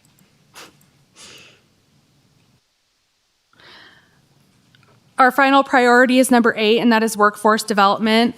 Over and over again, there was a discussion about lack of clinicians. Nationwide, there is a shortage of clinicians, and even a greater shortage in those who have the specialty training and ability to serve individuals with co-occurring disorders. We want to explore incentive programs to help get clinicians working in our community so individuals with behavioral health needs don't have to leave the county to get the services that they need. They can do them here in our community. For the record, Mark Jackson, Douglas County District Attorney. So this is the last slide, and it's about what those next steps will be. At the beginning of the presentation, Ms. Adie talked to you about or informed you that the applications for the first round of Resilient Nevada funds, that opens up tomorrow. So part of this item for your discussion, and we're asking, is approval to authorize Douglas County to be able to apply for some of those grant funds. That's going to open it up to some of those partners. We had a list of all of the partners in Douglas County, the services that are available. Partnership Douglas County is just one of the examples. It used to be the Partnership of Community Resources, but that's a health and wellness coalition. The schools are important. I spoke recently to Debbie Posnian from the Suicide Prevention Network, and over 80% of all of the suicides are drug related, and most of those are opioid related. But to allow that process to occur, we would need the board to be able to approve that. Again, the collaboration with the school district, we're hoping from the meeting with the administration that perhaps we can do a presentation to their school board. There are things that the schools can do. And there used to be some programs where they would have a peer-based programs within the high school, and I don't know if those are still available, but we would like to work with them and make them a big part of our response to this opioid epidemic. And then the future board meetings where we will actually bring forward some of our recommendations how to spend the One Nevada funds. We have to account for the One Nevada funds when we apply for the grant. But as I informed you earlier, we're anticipating a little over $1 million to Douglas County under One Nevada here in 2023. We already have nearly $500,000 that has been earmarked and can only be used for the abatement and mitigation related to the opioid abuse. And then for the next 14 years through 2038, we have already over $3 million that is allocated to Douglas County. So our One Nevada, we're expecting over $4 million. That doesn't include all of the defendants. We have so far, again, we have settled with Johnson & Johnson, ABDC, Cardinal Health, McKesson, Walmart. We're bringing forward settlement agreements at the April 20th for the manufacturer Allergan and the distributor CVS. There were a total of just over 40 defendants in the complaint that we had filed. A lot of those defendants is our big target, which is Purdue Pharma and their subsidiaries and the entire Sackler family. We anticipate will either be a very, very large settlement statewide and allocations to the county, or we will obtain a very, very large verdict award from a jury if we do proceed to trial on that. So our base right now moving forward just under the One Nevada for the next 15 years is over $4 million. We do anticipate that that's going to continue to increase substantially. That concludes our presentation, and we open it up for any questions. Mr. Chairman, Commissioner Nosad. one thing I picked up on the basic of what you're trying to do is combat opioid epidemic. It's that big. 3 words. How much, you're talking about $4 million now, and going through every one of these slides, I think you could spend $4 million the first day. So how are we gonna, I mean, you've said that over next 30 years, 19 or 2038, we'll have 4 million. We're talking about hiring people, trying to find some geography to put beds in. That ain't enough. For the record, Mark Jackson, Douglas County District Attorney, I appreciate your comments, and you have hit the nail on the head. We do not have enough money, nor will we ever have enough money through the allocations to Douglas County through the One Nevada agreement. That's why it is so important that we're able to apply to those funds that are being set by the state for grant opportunities through Resilient Nevada, which opens up a much larger purse strings for the county to be able to use based upon those identified needs. You can't even apply for it unless you have a needs assessment. I believe that 2 other counties have already had their needs assessment approved recently, and so we're bringing this forward today, this agenda item number 4, so that Douglas County can be at the top of that. And we have been already working in anticipation of applying for some of the Resilient Nevada funds. Because you're right, with those 8 priority areas, just if we just focused on the education and prevention of getting dollars to those that are best situated in the community of dealing with those, and worked even on getting the PSAs, the messages out through advertisements, however we do it, whether it's on TV, radio, billboards, we could eat up that much money over the next 15 years. I do understand that. So some of it may take a regional approach. The treatment beds is going to be a regional approach because we're not going to do a brick and mortar here in Douglas County. But right now, the sheriff's office has been transporting people up there. Those that are dealing with an addiction, an opioid addiction or a co-occurring disorder, they can be dropped off for their initial assessment if there's mental health issues. And there was a legal 2000. Instead of taking them to the hospital, the sheriff's office would be able to take them to this treatment center up in Carson City that they're anticipating opening the doors sometime this summer. The basis of the problem is the opioids and easily prescribing them from doctors to people who would then become addicted. Has there been any cease and desist orders issued out to say knock off doing that? Again, for the record, Mark Jackson, Douglas County District Attorney. Another great question, Commissioner Nosad. Nevada became proactive. They started getting proactive, recognizing the opioid epidemic in 2017, and there was legislation that was passed. I was actually working with the executive secretary of the State Board of Pharmacy and bringing forward some items related to the prescription drug monitoring program.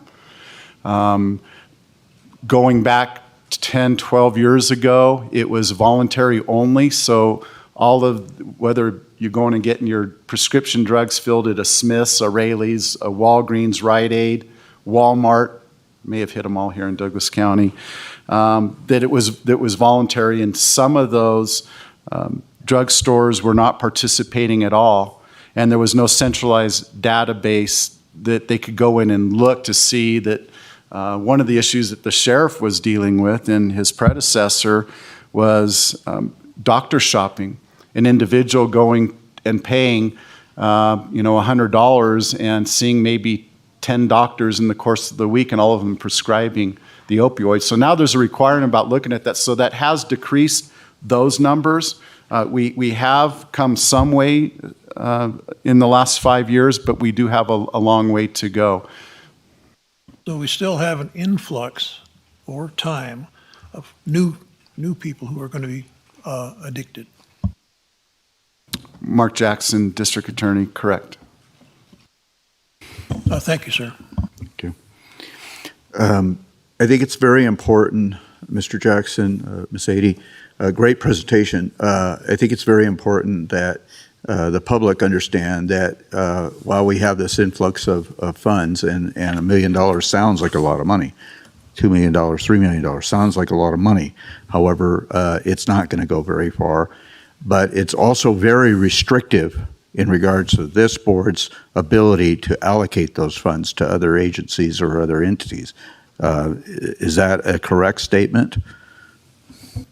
For the record, Mark Jackson, Douglas County District Attorney, that cannot be overstated enough. Again, if you recall from an earlier slide, there are annual reports that have to be filed. We have to allocate, or we have to account for every single penny that has been allocated to Douglas County, exactly how it was used. So there will be statewide audits on an annual basis of all of the funds that we receive through the One Nevada agreement that's specifically allocated to Douglas County, as well as any of the grant funds that we anticipate we will be receiving, and then passing on through those that need it here in Douglas County. When I say those that need it, it is not intended for an individual or a family who is addicted to drugs, or a family member may have overdosed or died from a drug overdose. Again, this is going to those priority areas of the prevention, education. There'll be some enforcement, but the majority is intervention and then the treatment side. So anyways, I want two other observations. Number one, is it not sometimes a good idea, haven't been involved in law enforcement, but is it not sometimes a good idea to get an individual of this nature out of his current environment? Rather than, so a treatment center or a bed, so to speak, in Carson City may be to our advantage versus a detriment. Is that, I'm looking for help here. What is the feeling there out of law enforcement or the district attorney's office? I will begin the answer, Mark Jackson, District Attorney, and then defer to the sheriff also. I'm pulling on 32 years of working in the criminal justice, and a lot of that, throughout that entire process, I've seen us go through different waves dealing with the drugs. I've never seen anything quite like the opioids, and especially now this illicit fentanyl. It definitely is going to take this community response, and what I have seen through the years is the individuals are not going to make a change in their life until they decide, but they're not making that decision. So at least opening up the door and having their first exposure to some of the treatment, some of the individual therapy, the group therapies, knowing that there at least is a way out, typically happens through the criminal justice system and court ordered. And the way that our drug laws are set up now, we have 5 levels of felony in the state, but for the lower level felonies, which is simple possession, unlawful use, or under the influence of a controlled substance. Those are all Category E felonies, and by law, it's mandatory probation.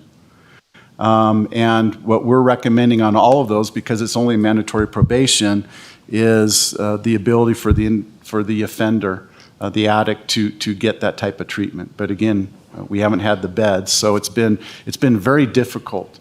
And we've struggled through this for many years. So with that, I'll turn it over to the sheriff. Dan Carvey, for the record, I think you're exactly right. And getting the individual out of that environment that is contributing to their addiction is key. The facility in Carson City addresses that, and they recognize that it is imperative to provide those skills, right? So it's one thing to detox and to get off of the substance physically, right? It's another to provide those life skills to be able to support yourself, find housing, get yourself out of the circumstance that is creating the problem to begin with. The other, if I can comment, the other part of this that I plan that is imperative, and I don't know that we can put a value on it or spend enough money on it, in my opinion, is education, especially with our children, okay? If you prevent somebody from ever being addicted to anything, and we're talking about opioids today, but I think it applies to anything, then you don't ever deal with it later on, right? They never end up in my jail addicted to heroin or opiates. And so the prevention part with education is key. And the one slide that they showed, 78% of high school students that think that it was wrong or very wrong to use, drugs that aren't prescribed to them. That's good. That's good, right?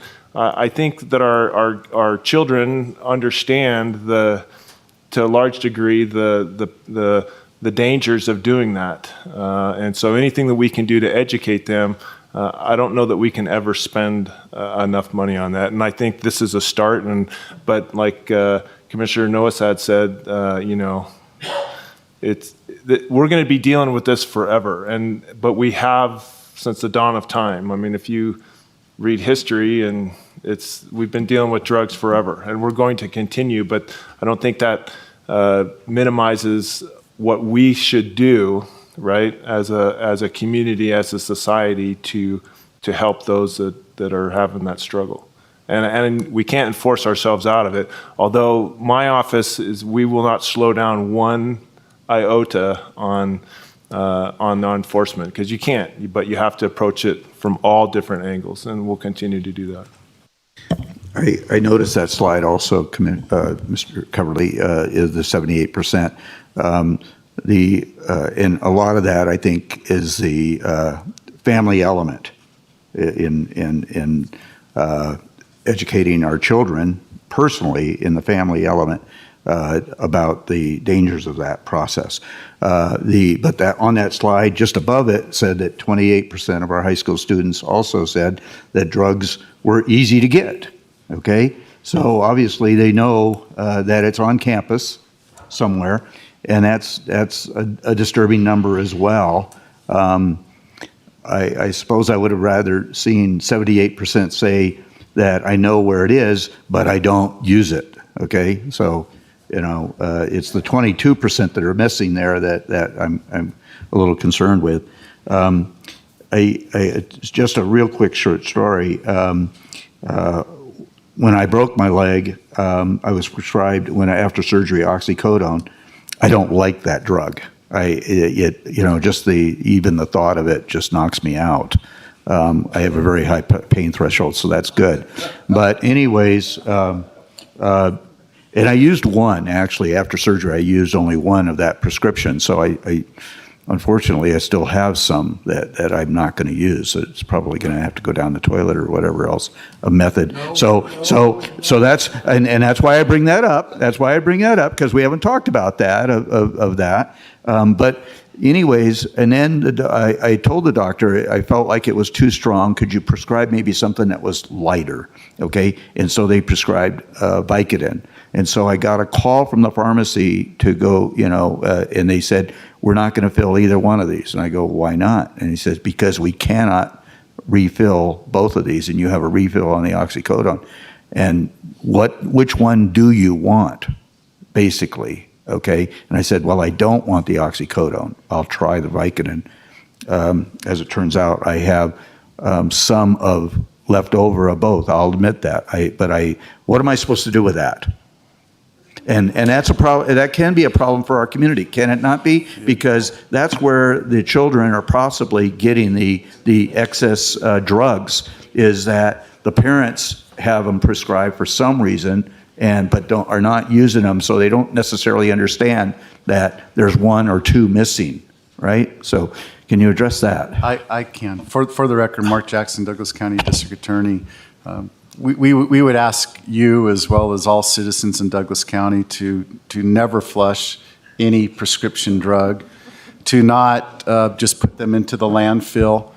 The Douglas County Sheriff's Office, they do have a container that's somewhat similar to a mailbox that's in the lobby of the Judicial and Law Enforcement Building, where they take the prescription drugs.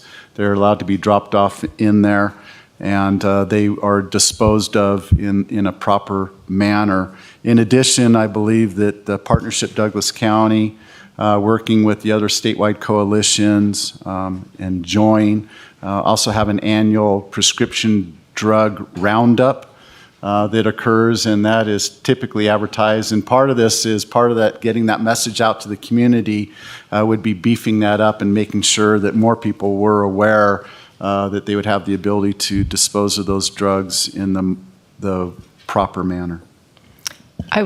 That's good information to have. Commissioner Hales? I was thinking along the same lines. When I was a school board member, we sat on expulsion hearings for certain serious matters, and multiple times we heard kids tell us they went in Grandpa's medicine chest. Grandpa had surgery, who knows how long ago, forgot these were left over, and they're just sitting there available. So I don't think it's on campus.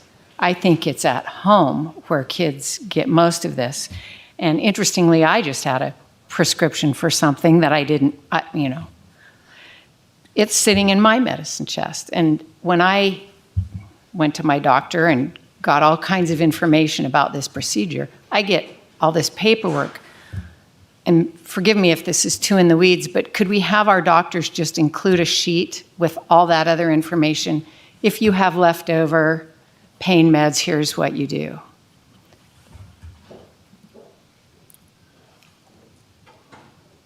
Mr. Chair. Commissioner Nosat? You Good idea, talked Heather. about the responsibility here for why these kids are doing what they're doing. Well, if you do a root cause analysis, it leads you right back to parents.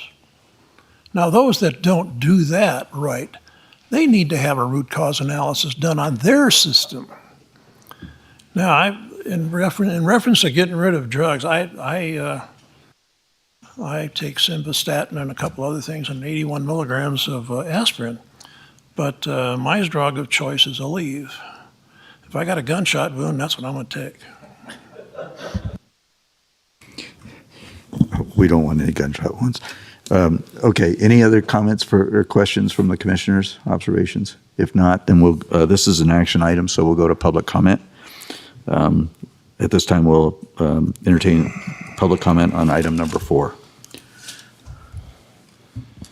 Jason Garrett Gibson, the decriminalization of the nation from 1985 to 2028.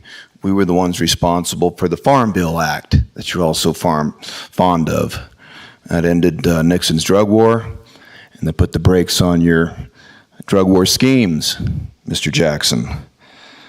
The earth does not manufacture drugs, corporations manufacture drugs, and 80% of Americans, according to your testimony, sir, consume opioids, 80%. And the heroin trade is regulated by the U.S. military, which is exactly why we invaded, or they invaded, Afghanistan. We found out on the March 21st COD meeting that Mr. Jackson held that it was the government that was manufacturing fentanyl. How excited he is about the new leg of the drug war. And all of the legislation they're trying to stop in Nevada state legislature to keep people incarcerated longer than they deserve over Sheriff Coverly's drug war. This is the same presentation we heard 30 years ago, and we're no closer to fixing anything. Just throw more money at it. Just keep throwing more money at it, more personnel. We'll hire more people. They won't put a single dollar or a single dime into the Natural Law Peace Initiative, into the Planet Art Network, or the real issue at hand, which is a cultural crisis. The drug war, rhetoric, attacking the people, fighting against the drug war, combating the evil weed. So they lost their hemp cannabis cash cow, and now they've got a new one, and that's the fentanyl trip. So it's just another overlay of the same commercial fiction that's been banking off the backs of the people as a result of the genocide of commercialism in the historic Stab West. It was the Caucasian commercialists that brought the alcohol to the Indians, who wiped out the Indian culture and the Indian hemp. Hemp grew throughout this country like a weed, but they wiped it out. They destroyed their church and their peyote religion, replaced it with poison and poisonous blankets and alcohol. You say here, Mr. Gardner, he says, well, we had no suicides last month in Douglas County. You had overdoses that are suicides, suicides that are overdoses. 550% top overdoses are the youth. Nevada has the highest youth suicide rate in the, well, they're 8 to 10th. We're ranked 8 to 10 in the country for the highest suicide rate. You got a cultural crisis on your hand, and they won't put a single dollar into galactic culture, peace through culture. They won't endorse this Natural Law Peace Initiative, and Jackson has had it on his table for over a year and a half, and he won't give it proper consideration. And he's one of the highest officials and most influential men in this county. Thank you, Mr. Gibson. Time has expired. Additional public comment?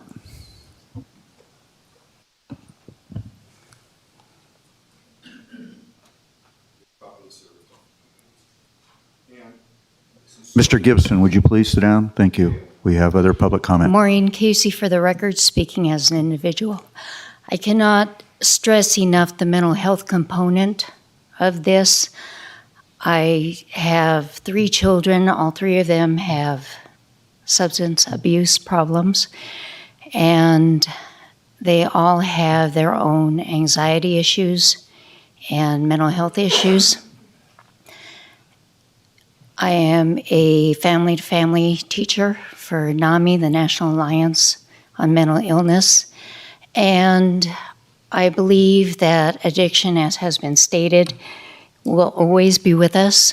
When I was in high school, it was Reds, downers, and uppers, Ritalin, and then it goes to alcohol. In my family, which has a Latin background, it has always been alcohol.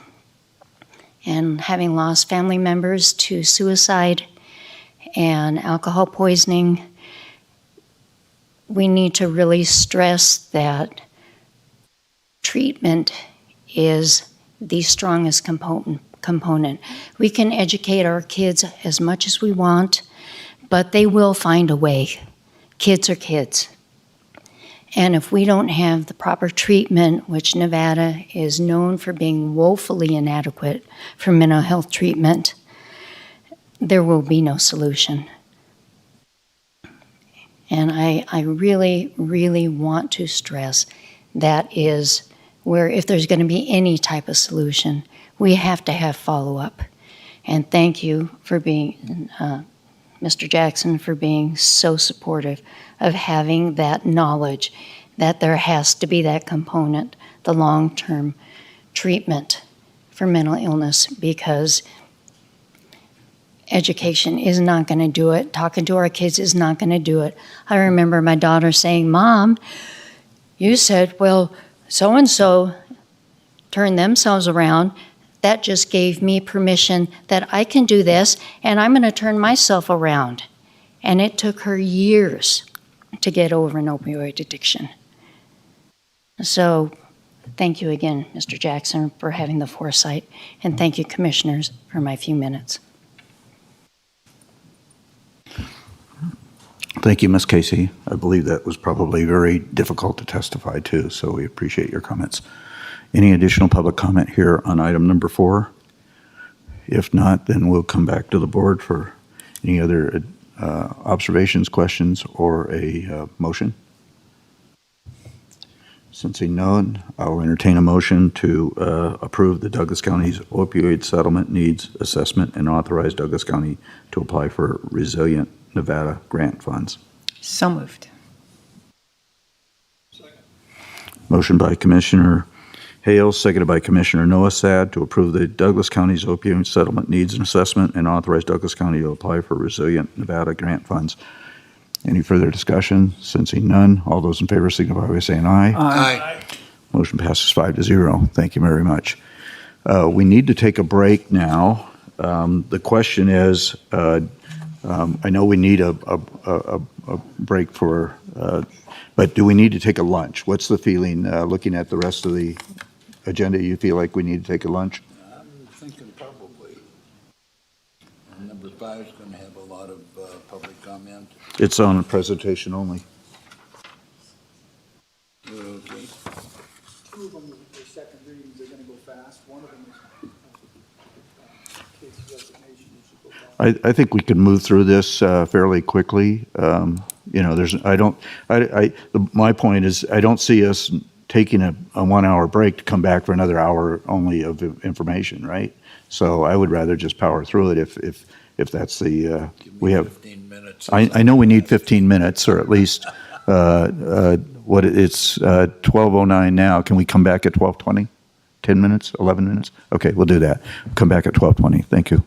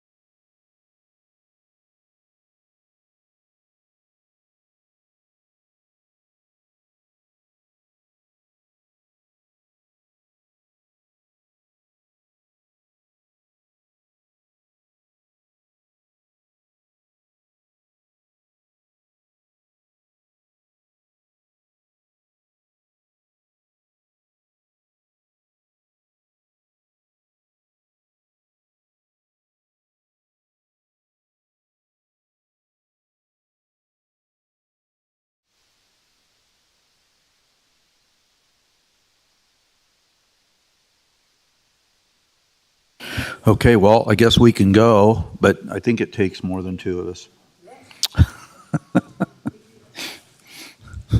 We'll be right with you.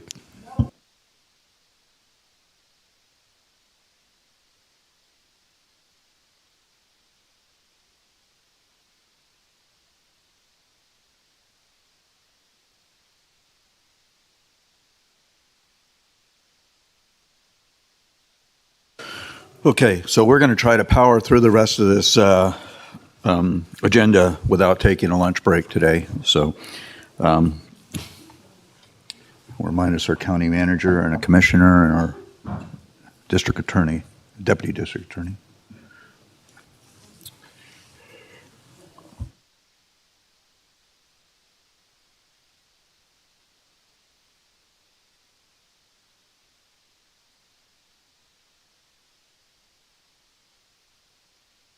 Okay. We have four of the commissioners back in session and our county manager, so we'll go to item number 5 for presentation only. Introduction of ordinance 2023-1615, adopting amendment to the Virginia Ranch Specific Plan DA 04-155 within the Gardnerville Community Plan. The amendment includes removing reference to the 10.5 acre school site with public facility PF zoning without increasing the total approved 1,020 unit count, removing language stating parcels less than 60 feet wide must be rear loaded, and adding a private street section. Development application DP 22-0226. The subject parcels are located in the Gardnerville Community Plan, APNs 1220-03-000-034 and 1220-03-000-043, and this being presented by case planner Kate Morales O'Neill. And I see we've also been joined by our community development director, Mr. Tom Dallaire. So you may proceed. Thank you, Chairman Gardner. For the record, Kate Morales O'Neill, Planning Division, Douglas County. Good afternoon, commissioners and everyone in attendance today. As Chairman Gardner stated, this is simply the introduction and first reading of Ordinance 2023-1615, adopting an amendment to the Virginia Ranch Pacific Plan. I will be back at the May 4th meeting for possible action on this item and discussion of the adoption of Ordinance 2023-1615 to amend the Virginia Ranch Pacific Plan.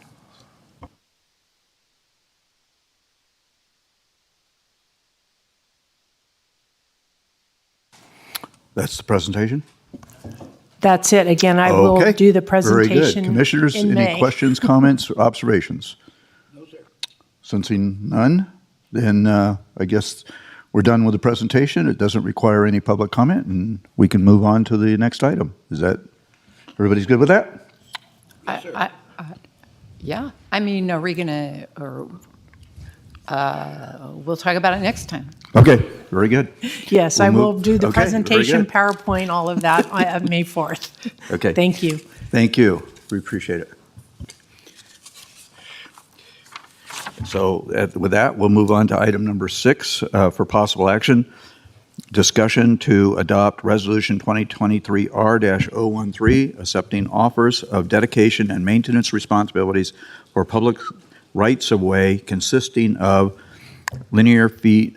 approximately 570 linear feet of Dark Horse Court, 2,120 linear feet of Hunters Point, 668 linear feet of Hayborn Road, 1,272 linear feet of Calle Hermosa Road, 39,420 square feet of right-of-way of Windmill Road, 1,085 square feet of Eldon Way, right-of-way only, no maintenance, 825 linear feet of Gilman Avenue, and 1,125 linear feet of Golf Club Drive, and 2,142 linear feet of Blaze Court, being presented by Mr. Hutchins.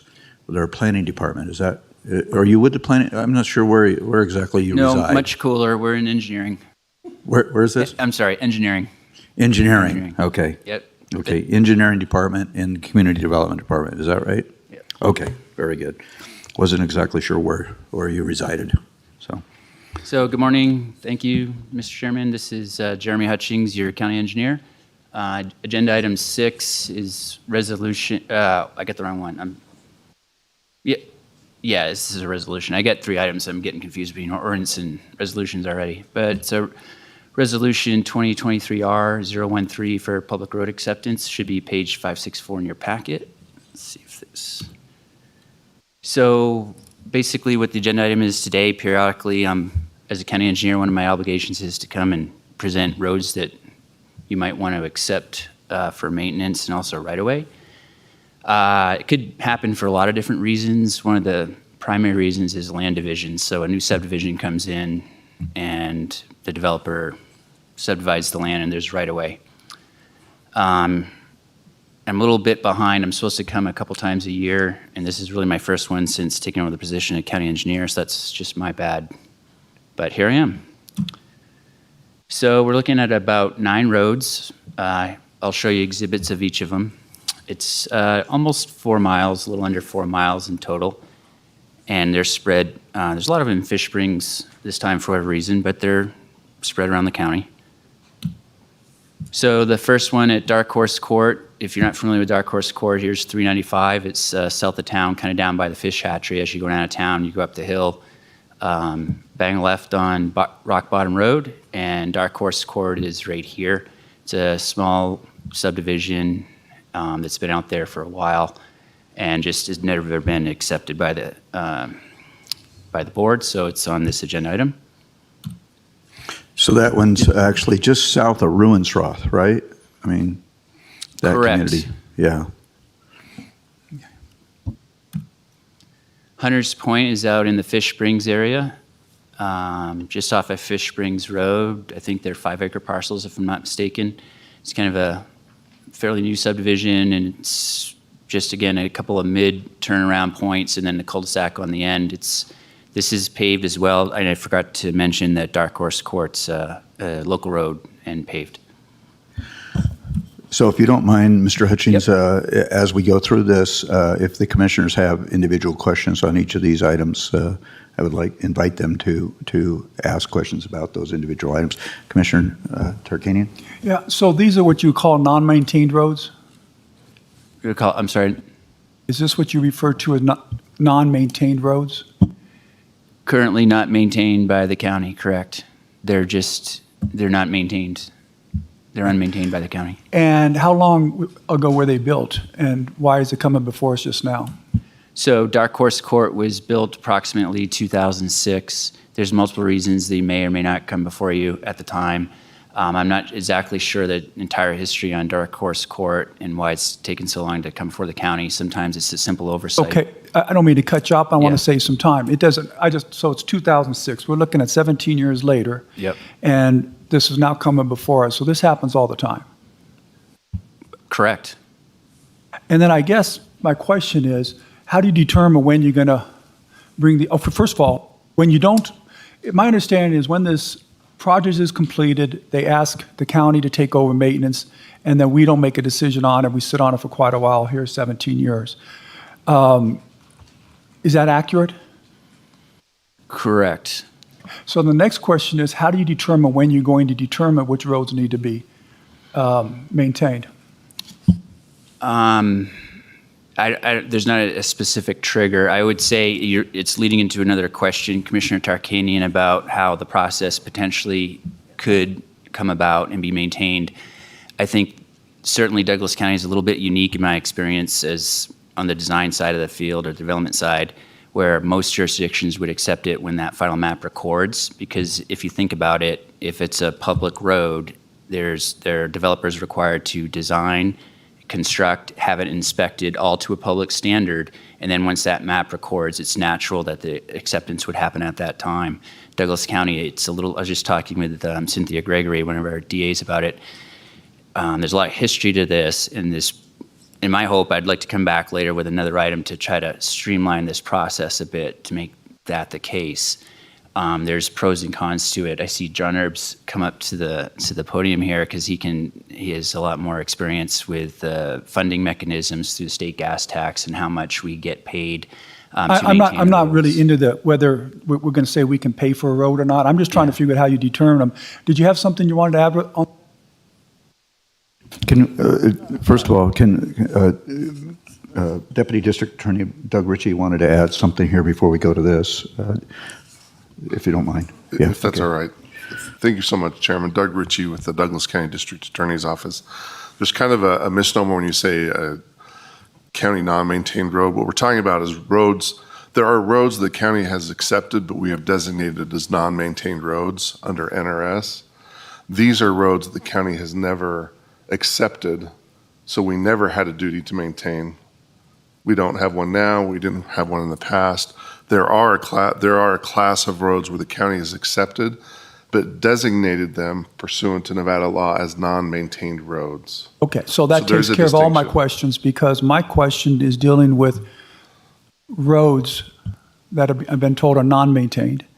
So that's even worse. So we have two segments now. We have some that we accept but designate as non-maintained, and then we have some that we won't even accept, and we don't cover any of those. Okay, so I don't know if this road would fall into this category or not, so I'm going to wait till after I find out. But I got an email from my pre-Board of County Commissioners newsletter from a constituent who said that they live in Fish Springs. I asked them if this was one of their roads, and it wasn't. And they said that their road is so bad, her husband almost had a heart attack. He would have had to been airlifted because he couldn't get during the flooding period, because the roads had not been maintained in 50 years. How do we as a county justify not maintaining a road for 50 years and put people's lives at risk for that? Now, I guess this may not be the appropriate time if it could possibly be one of these that have been accepted already, so I'll withhold getting an answer on that. But I would like to have a hearing or discussion on this to discuss how this can happen and put our constituents at risk. Great observation, Commissioner Tarkanian. That's two things we agree on today. So that's just because we're raising the numbers so that we can disagree on a lot on Monday.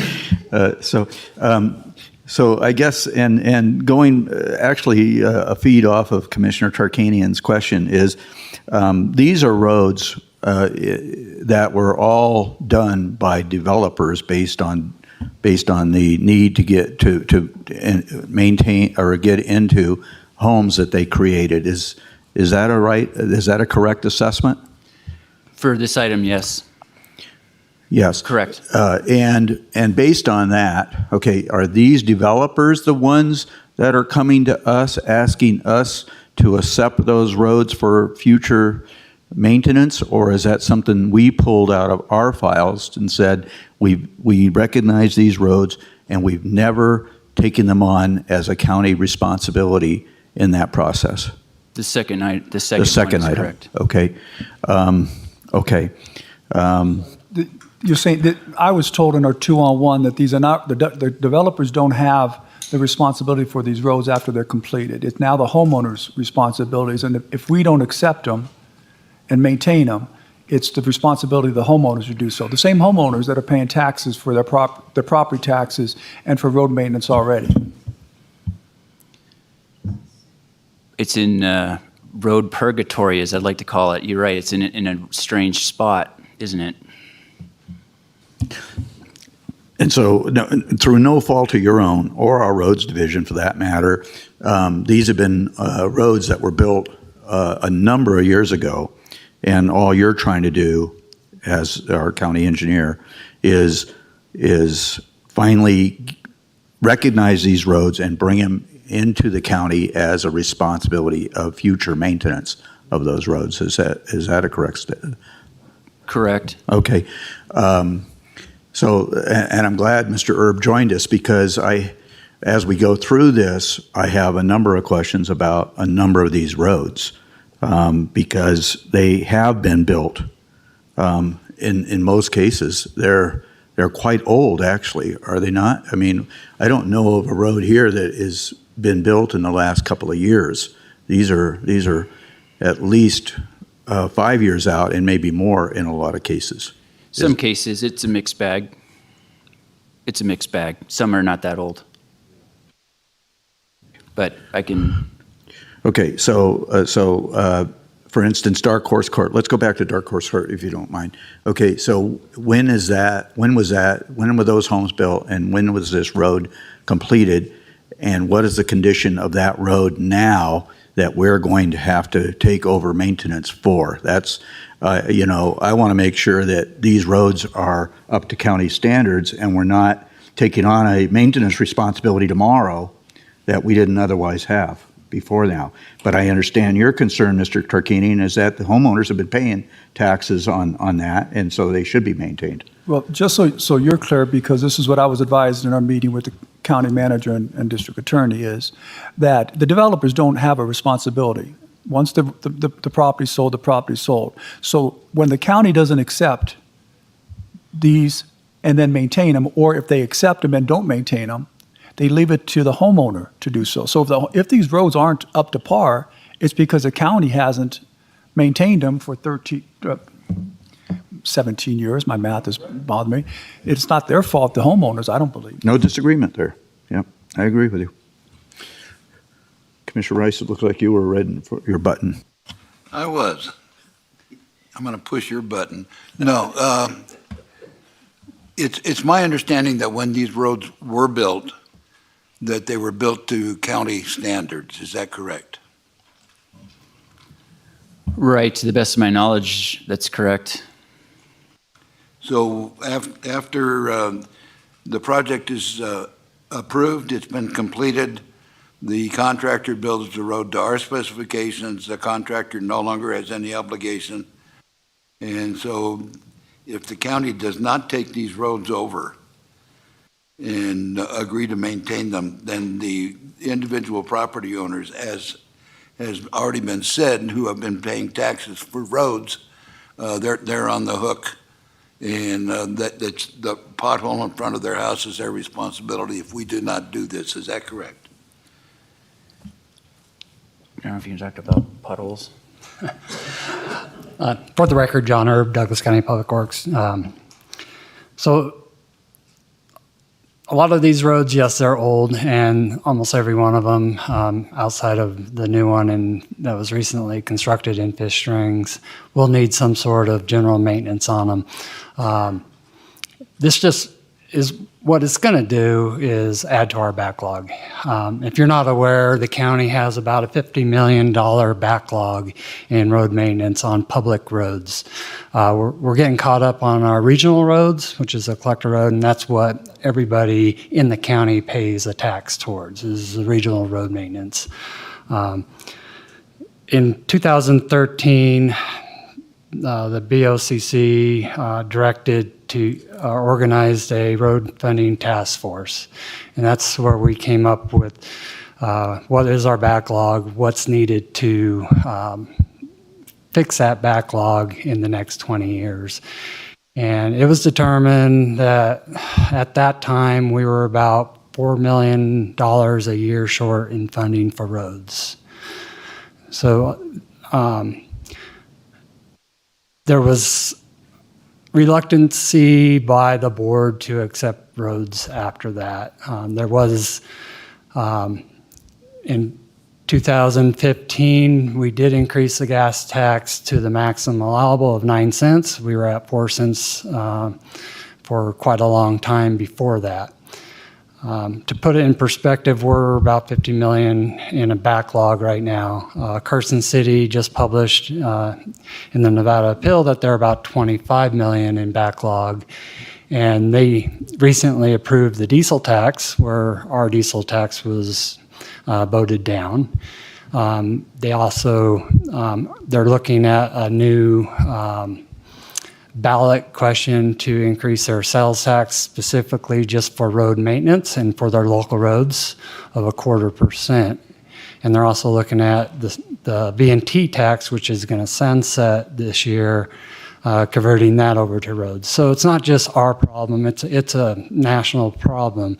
Like I said, our local roads, residential roads, which we call local roads, The funding source is inadequate at this time. So whether you add these roads or not, there's a lot of catch up to do in the county.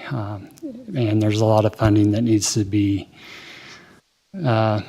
come forward. The diesel tax, like I said, was voted down by the board or by the voters, but the board has, per NRS, ability to initiate that diesel tax. While it's not a lot, it will help out.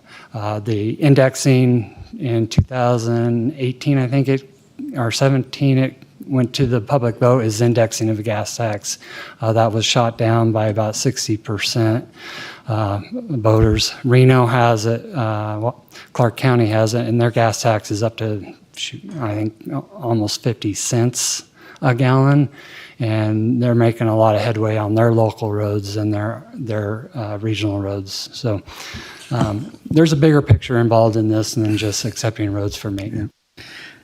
So I'm not against accepting these roads. I want that to be very clear. I'm not against accepting these roads. I'd like to know what the condition of these roads are now, because what you're projecting in your projections on accepting of all these roads is an income to the tune of around $500,000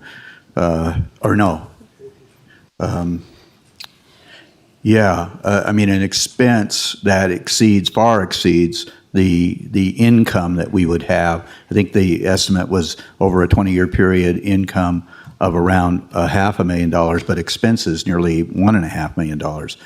Did I get those numbers? I mean, am I close on that? There it is. Okay, so there you go. Okay, so about $500,000 in revenue and $1.5 million in cost.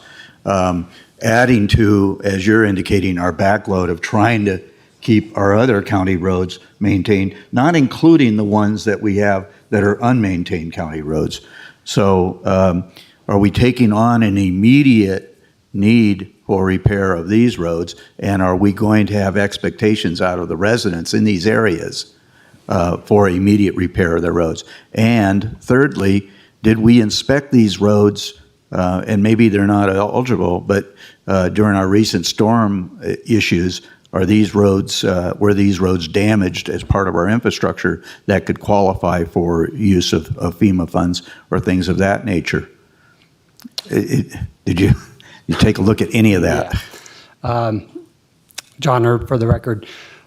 Dark Horse definitely had damage done to it during the March atmospheric river event and would need some repair.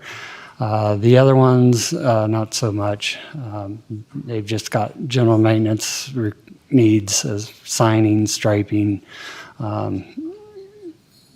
grading of shoulders, nothing that's major. Now, there's a major culvert under Hunters Point Road at Fish Springs Road. And I know we had some damage to Fish Springs Road. Did it damage that at all, that culvert section? No, it did not. That's good news. That's good news. Even though we only have one house out there right now, right? I mean, Correct.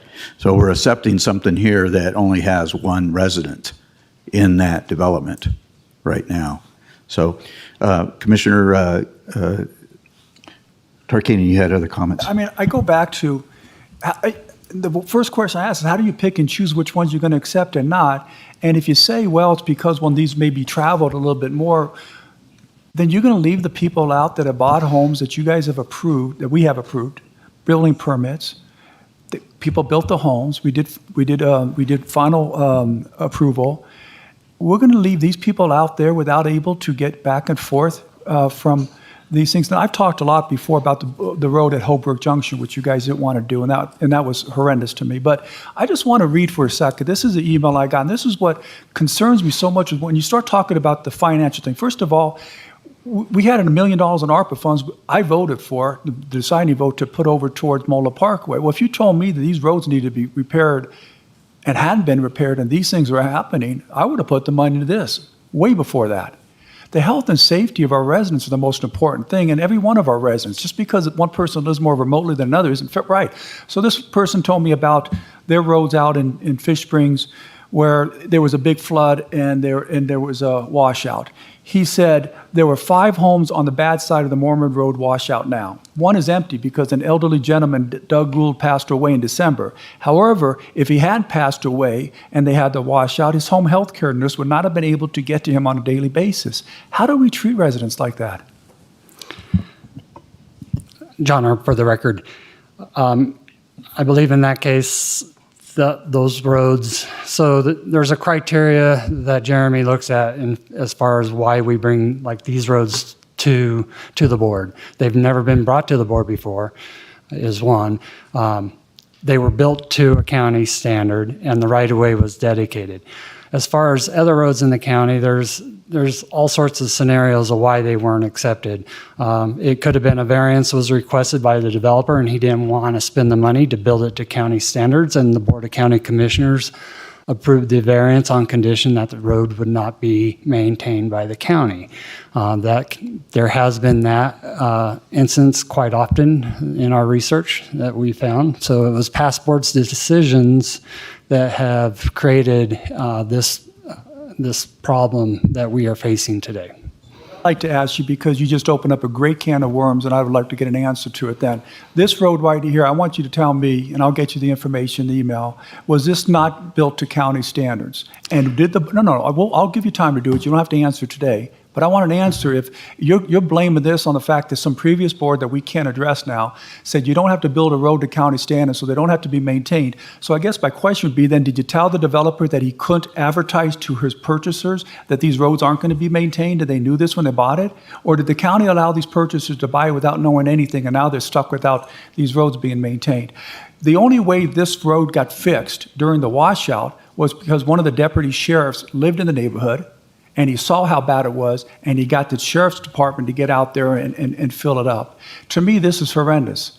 This is completely contrary to what we should be doing as county commissioners. So if you want to take the position that the problem with these are the fact that we had developers who got approved to do roads that didn't come to county standards, then I'm going to ask you when I get these emails to tell me if this roads were to county standards or not. And if they're not, then I'd love for you to come back and address why we put our residents in these positions. I'd like to ask that we... I want to make sure that we understand that we shouldn't be shooting the messengers here, okay?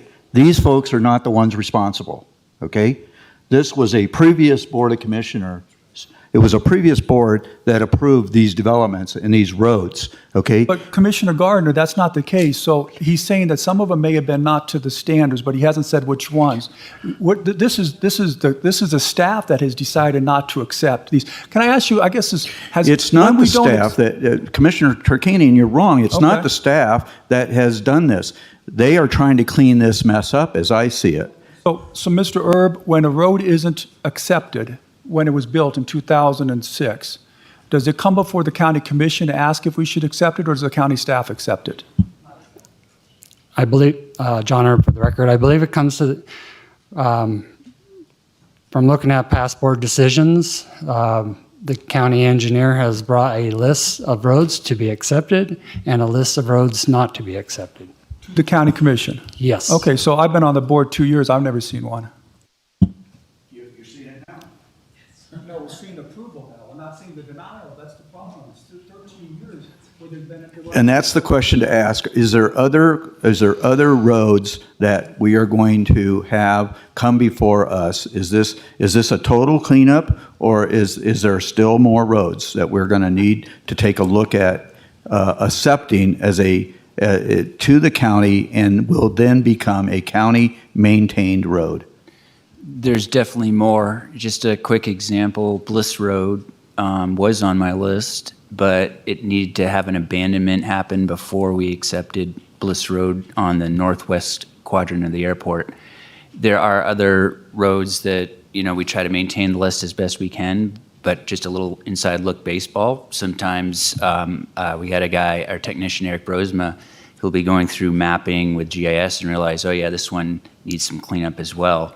And it might be a really old road, so that goes on the list.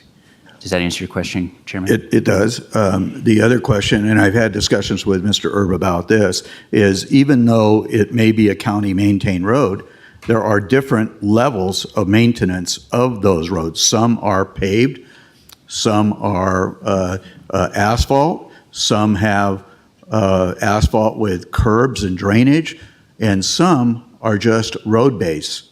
Is that correct? That's absolutely correct. Just on a quick summary here, Dark Horse Court paved, Hunters Point paved, Hayborn Road, curb gutter, sidewalk, collector road standard, Kali Hermosa, asphalt grindings, Windmill Road, asphalt, Kali Hermosa was rural road standard, Windmill, asphalt grindings, Eldon Way was just the right-of-way, there is no road that, right. Gilman, collector road standard, Golf Club Drive, a little bit of a mix, paved. So Blaze Court, paved rural road standards. It's a true mixed bag. It's not a one-size-fits-all situation. I think that would be a good idea, is if we identified the level of maintenance that's going to be required on the road as well, so that we have a clear understanding, especially when we talk to our constituents, our residents who call us, in regards to the maintenance of that road. So once again, this is nothing personal, and I'm not shooting the messenger. I appreciate you bringing this to us. This is a good cleanup. I'm not in a mind that we're not going to accept these roads. But we need to know what we're accepting, what our cost is, what's the level of maintenance that's required now, and so we know what the dollar amount is when we get down to it. Mr. Ritchie, you had something else you wanted to share? I just wanted to jump in. I'd appreciate keeping the rhetoric even-toned towards our staff. And I do think some of the questions that are happening here, we've already said we want to have a more full presentation to understand the bigger picture, and so I would appreciate having that full conversation at that point. Commissioner Nosed. Yes.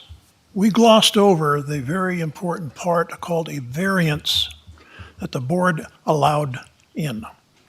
And that was because the builder, not the builder, but the developer, didn't want to bear the cost of that road. So then the board says, well, gosh, if we don't get that road in there, then the houses won't go in. And I say, go find another place to build your houses.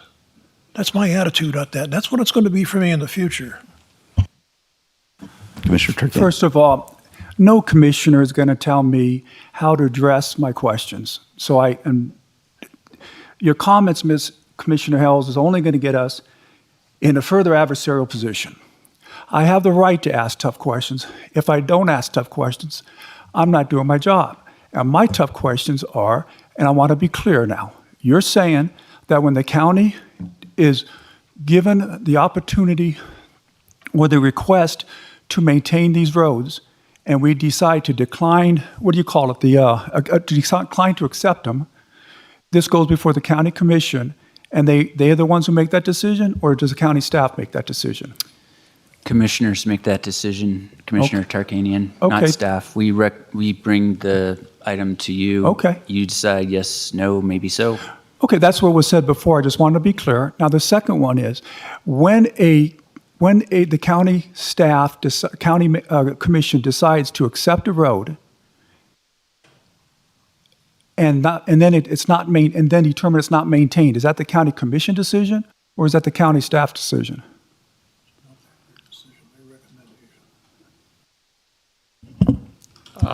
Looks like Mr. Ritchie has something to say, or John Herb, Mr. Herb. for public record, the designation of not maintained, it comes from the county commissioners when it's presented. Both of them then. So when a road is first requested to be maintained, the county commission decides whether to accept it or not the staff. And when the county accepts it, the county commissioners determine whether it's going to be considered maintained or not maintained. Is that correct? That is correct. Sure. And it looks like Mr. Dallaire has something to share. No? Okay. You're just up there to look good. Okay. Okay. Sure. Okay. Okay. So I don't. Do we need to go through all of these? Mr. Ritchie? Thank you so much, Chairman. I appreciate the board's indulgence. Doug Ritchie with the Douglas County District Attorney's Office. Let me start by saying it's deja vu all over again. This is not the first time members of the Board of County Commissioners have discussed this issue. In fact, John Erb gave an excellent presentation. When's the date of this thing? January 23rd, 2018. There's an in-depth analysis, and Mr. Erb even brought forward different options for the board on funding levels, what it would take to do different things. At that time, the estimate was $4.8 million to bring current roads to a 70 pavement condition index, PCI, because that was a question that was raised, the condition of the road, what condition? And the board sets that condition, what is an acceptable level? I will also state that this is not just a Douglas County problem, as was indicated earlier. Under NRS 278.380.2, the Board of County Commissioners, the governing body, at the time of the recording of the map, the final map, shall accept or reject all offers of dedication. That includes not just roads, stormwater, sidewalks, all these things. And so when the board is talking about roads, there's also the other issue of the stormwater that's associated with the roads. I'm sure that we had the legal authority to do so. I guess it's the question whether we have the moral decision to do so. And to answer your question, the board, through prior decisions, has determined what the pavement condition index should be, what roads will be accepted. Just so it's very clear, the current county policy is that when a final map is recorded, offers of dedication, particularly for roads, are rejected. Just rejected. They have to be affirmatively accepted by this board. And the reason for that, and I'm not making a judgment call on prior boards, but prior boards understood that these roads were built to county standards under the county's Title 20 and the design manual. Our inspectors inspect it, they're approved, and then the county has rejected it. Now, if this board wants to, okay, well, we did, but the public doesn't, nor do the other commissioners. And so when you ask staff these different questions, they're trying to be truthful and explain how we got to this position. And that's fine. I understand that. And my statements are, I think it's horrible that our county is not going to maintain roads for the safety of our residents, every resident, and even the ones that are, and every resident's paying taxes, whether it's gas tax or property tax or the TOT taxes. We're picking and choosing which ones we're going to say you can have a safe road or which ones you aren't. And and as I mentioned, I just got the email from this person who said that this emergency care nurse couldn't have gone through if it's happened 2 months later. And I just think that's wrong. Now, listen, you guys on the board, I'm not, this isn't going to be the first time I'm going to have a minority opinion here, but just because that's a minority doesn't mean it isn't right. But I believe it. I have a right to express that, and that's what I'm expressing. I'd like to jump in. Commissioner Hales. There's no positions being taken. We all need to learn more about it, figure out the best way forward.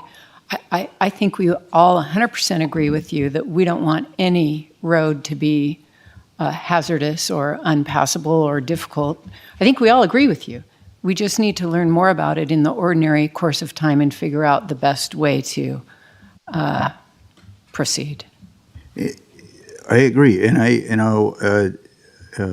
when I've had these situations, as Commissioner Tarkanian is explaining, I've had these same people come to me also. And what I try to do is gain an education on the process and how that road came to be and what the level of maintenance is expected.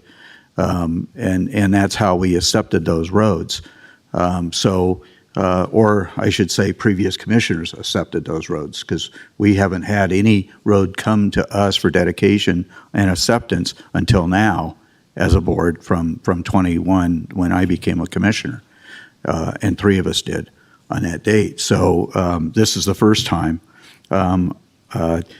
As I understand it also, and I think you stated it, Mr. Erb, I don't know if it was 2018, I thought it was more recent that we actually had an advisory vote on the ballot in order to raise by the NRS ability to raise our diesel tax by 5 cents per gallon, and that was denied by our residents. So we may have residents who are complaining that we don't have the gas tax funds to maintain our roads, but then they are declining the opportunity that's allowed to us by the state legislature to increase that fund. Okay, so we're in a conundrum here of how do we do it, and how do we make we don't have an unlimited source of revenue, and so we have to make sure that we determine what roads and what priorities. And you, I think 2 years ago, gave us a presentation on how you go about assessing roads and when they should be maintained as well. Maybe that's time to see that again. I don't know, but. Or maybe it's a majority of the people who have the roads maintained voted against the gas tax, and they're leaving the minority that don't have the clout to get their roads paved. It's possible, but that's the democracy part of our organization. And our country isn't based upon a democracy; it's a republic, and people who have minority votes should have minority rights. Should have rights just like everybody else. Not suggesting that, but when it goes to a ballot, it has to have a 50% plus one in order to pass. And so that's the way it goes. Mr. Rice. I think we're getting off topic here. I think that this is a wonderful argument on democracy versus representative government. But I think the issue before us here today is, are we going to accept these roads or not? And I think that we're going a little far afield. And I don't know about you, but staff has looked at this. They have recommended that we accept these roads, and I'm not going to tell staff that I don't believe what they're telling me. I appreciate your comments and bringing it kind of back to focus on the item before us. Commissioner Nosat? And I mentioned something called root cause analysis earlier.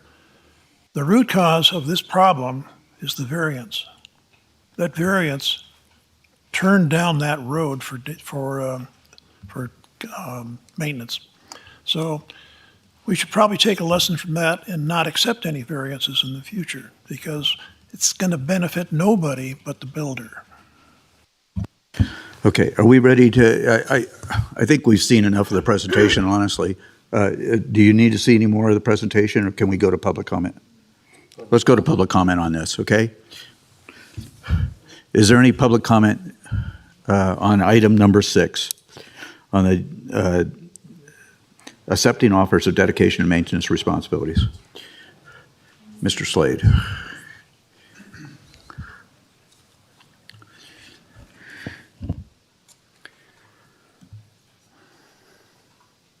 Get my glasses.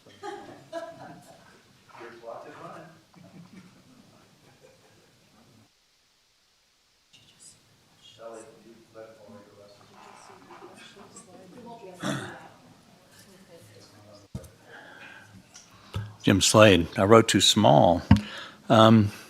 You are the ultimate decision makers. And given that that's the case, you need to be well informed, sufficiently informed, to make a wise decision on this like on everything else. And you should not now or ever just take the word of staff. I'm not saying they're wrong or mistaken or misguided, but you need to be sufficiently informed as the decision makers. You're being asked today to vote on whether to accept dedication of these roads. To say that you should talk about this another day doesn't make any sense. Maybe you need to continue this item. 2013, apparently, I think Mr. Erb said the backlog of costs was $4 million, and now it's, what, 13 or 15 or something? Yet somehow the board found $35 million for an event center, and some of those funds could have been used for road maintenance. That's for sure. So I think it's important to understand, as Mr. Tarkanian keeps asking, about the individual roads and how we came to not accept them earlier. Mr. Erb has reminded us many times over the years that as roads degrade from lack of repair, that the cost to repair them increased exponentially. So when you get a road that hasn't been maintained at all since 2006, like Dark Horse, who's going to bring those up to county standards before we accept maintenance of a severely deteriorated road? I mean, this is about financial costs and financial responsibility that this board always says they espouse. And to just say, oh, let's just accept them all and don't worry about the condition doesn't make any sense. So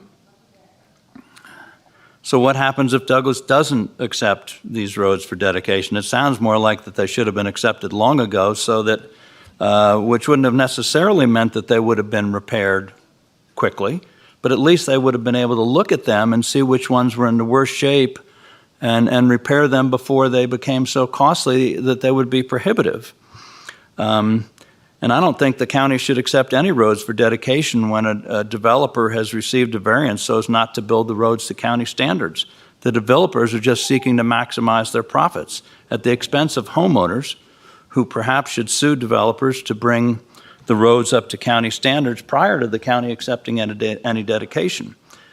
And if the county accepts any road, to what standards are they maintained? The standards under which they accept them, whether it's dirt and gravel or pavement and curb or whatever. And, I think we should be informed the board should be informed as to which of these roads, if any, had variances where the developer didn't bring them up, build them to county standards. Thank you. Thank you.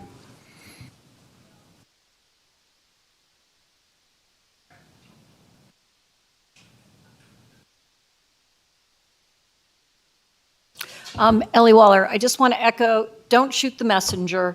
They are doing their job. They brought forward information. Some information could have been part of this presentation.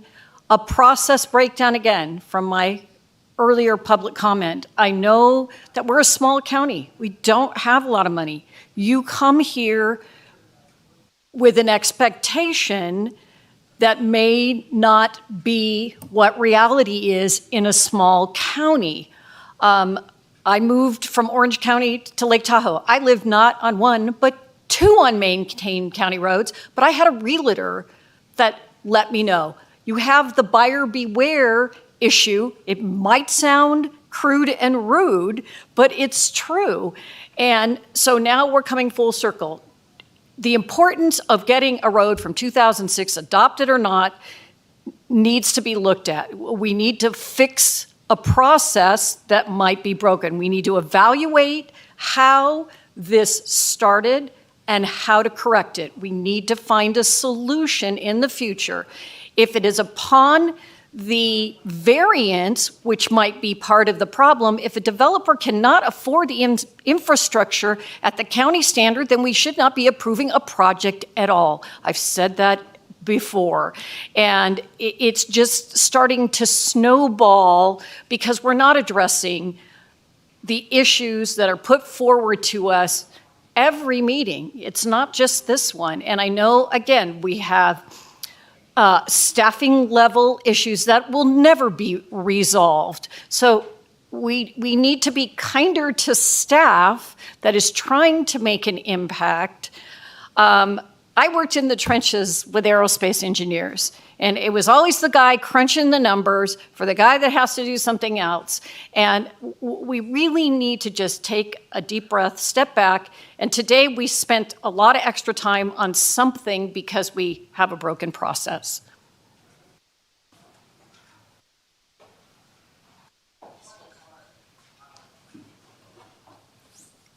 Jason Gibson. Ellie's right. It's not a broken process. You like it this way. You're into the consolidation of power. It's all about you, isn't it? In the last meeting, you said it's our meeting. No, it's the people's meeting, Mr. Gardner. The board's norms, procedures have 22 committees. There should be a Ways and Means Committee that evaluates these things, that's supposed to be bringing these things, to the board. They're supposed to help shape the policy of the board. And that being the case, why hasn't this gone through one of the committees? It makes perfect sense. Now, I've got a pretty good pulse on what's happening, and I didn't hear about how to get on the preferred list for these roads to be repaved, but Tillman Lane is a major traffic situation. I mean, the buses run there every day. There are potholes up and down and all around Tillman Lane. So I'd like to put Tillman Lane on the list and like to see these issues brought before these committees that are supposed to be helping the board with policy decisions. Now, if I heard correctly, gentleman said that we have $50 million in road condition that's been neglected and that's in probably dire need of repair. But rather than repairing the roads, we'll build a new jail facility. We'll build that JLEC $64.5 million expansion of the police state. That's our priority. Fighting the drug war, the crime in a retirement community. So once again, we see where the board's norms and procedures are not followed. We see the bottlenecking in decision-making that could be delegated to intelligent people, many of whom volunteer their time without any pay to bring solutions to the board, who are essentially obstructed by a fact-resistant corporate body politic who is out in left field.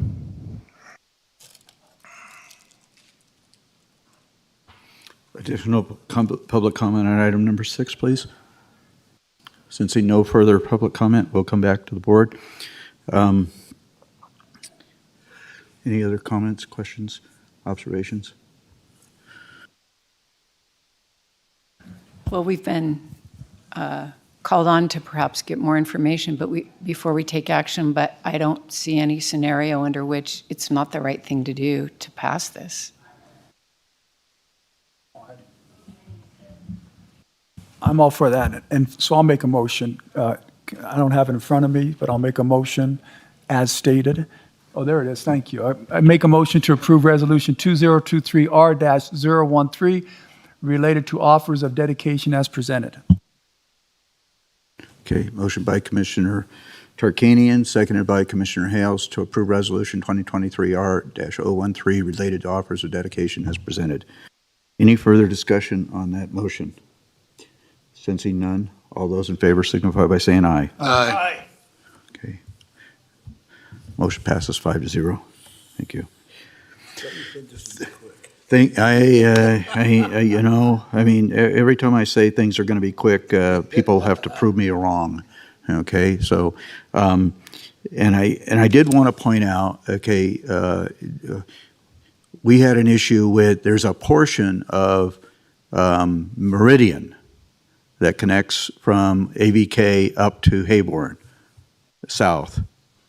And that was not built to county standards, and we did not accept that portion of that road. I had a individual that owns a business on that road was complaining about the large cracks in that road, but that's not a county-maintained road. So his issue is with the creator of that, or the the developer who put that road in, I guess. So, anyways, those are some exceptions that that we don't have a responsibility to take over. So just an observation. Mr. Herb. John Herb for the record. So there's all sorts of different reasons. I don't want you to be stuck on the variance. That's just maybe a small portion of it. But if the road doesn't test and doesn't get built to county standards, there's the option that they have to either rip it up and rebuild it, or we're going to recommend that it's not maintained, and it's on that property owner or the developer to make sure it's either they maintain it, they set up their own improvement district within the development. I know one of the past commissioners, Larry Walsh, was pushing really hard for new developments to have their own road improvement district to help pay for the local roads in that area. Because like I said, we don't have a funding mechanism really for the local residential roads. I live in the town of Minden. I pay, I think, $40 for regional roads throughout the county, but I pay town of Minden $400 and some for what I call infrastructure maintenance, whether it's the town buildings, parks, or the roads. So there's a significant difference. Right. Now, before you go, I wanted to ask this additional question, okay? And I failed to ask Are it. we staying on track? What's that? Are we staying on track? We're staying on track, because I want to ask a question about, we're staying on track. I just It need has to to ask, do with this I need to agenda ask this item? question, if you don't mind, if you'll indulge me.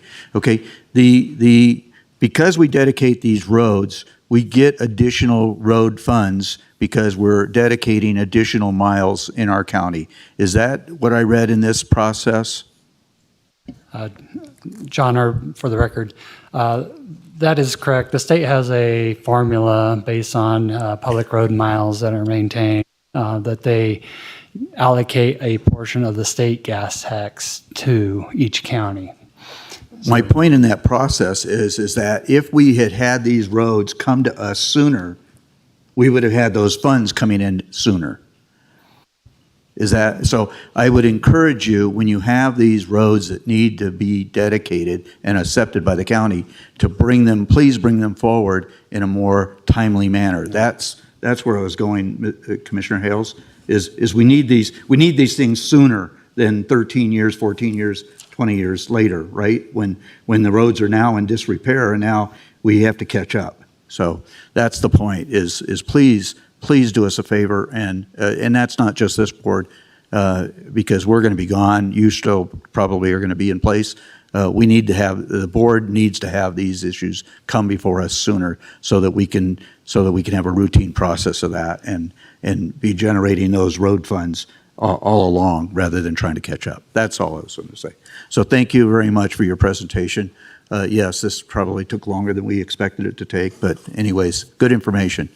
So, and I encourage the commissioners to meet with the road division manager and get some understanding of exactly what the conditions of the roads are, and maybe what is the difference in the road maintenance process. So anyways, thank you very much. I appreciate it. Okay, we'll go to item number 7 for possible action.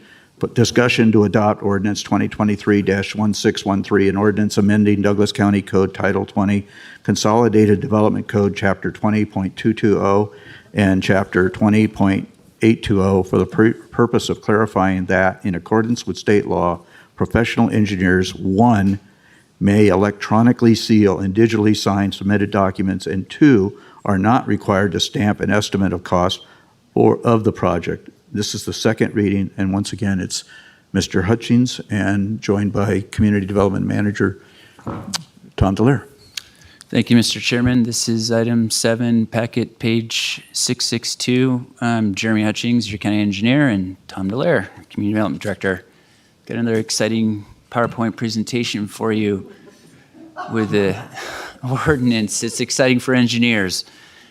2023-1613, you've already kind of read it briefly there, Mr. Chairman, thank you. So basically what's going on is two main things. State law allows engineers, architects, et cetera, to stamp their design material digitally. And state law also does not require an engineer to stamp an estimate of costs. That is in a little bit of a conflict with both our Title 20 and our design criteria. Title 20 can only be changed by ordinance. The first reading was last month. So this item is basically to better align the Title 20 code to allow the engineer to provide digital stamps and not require them to stamp their cost estimates. And it's just to better align our code with state law. Financial impact, none. here's my recommended motion, and I'm happy to answer questions. It's being a little facetious. It's not real exciting, but it is some code cleanup that I would like to do. But here's the recommended motion. I'm happy to entertain questions. Commissioners, questions? Okay, so all we're trying to do is comply or make our code compliant with or uniform with NAC. Correct. So, yep, okay. Any other questions, commissioners, or comments? Questions? Commissioner Nosad? Want to make a motion? No, we can't. It's a possible motion. We need to go to public comment first. Okay. Okay, so is there any public comment on item number 7?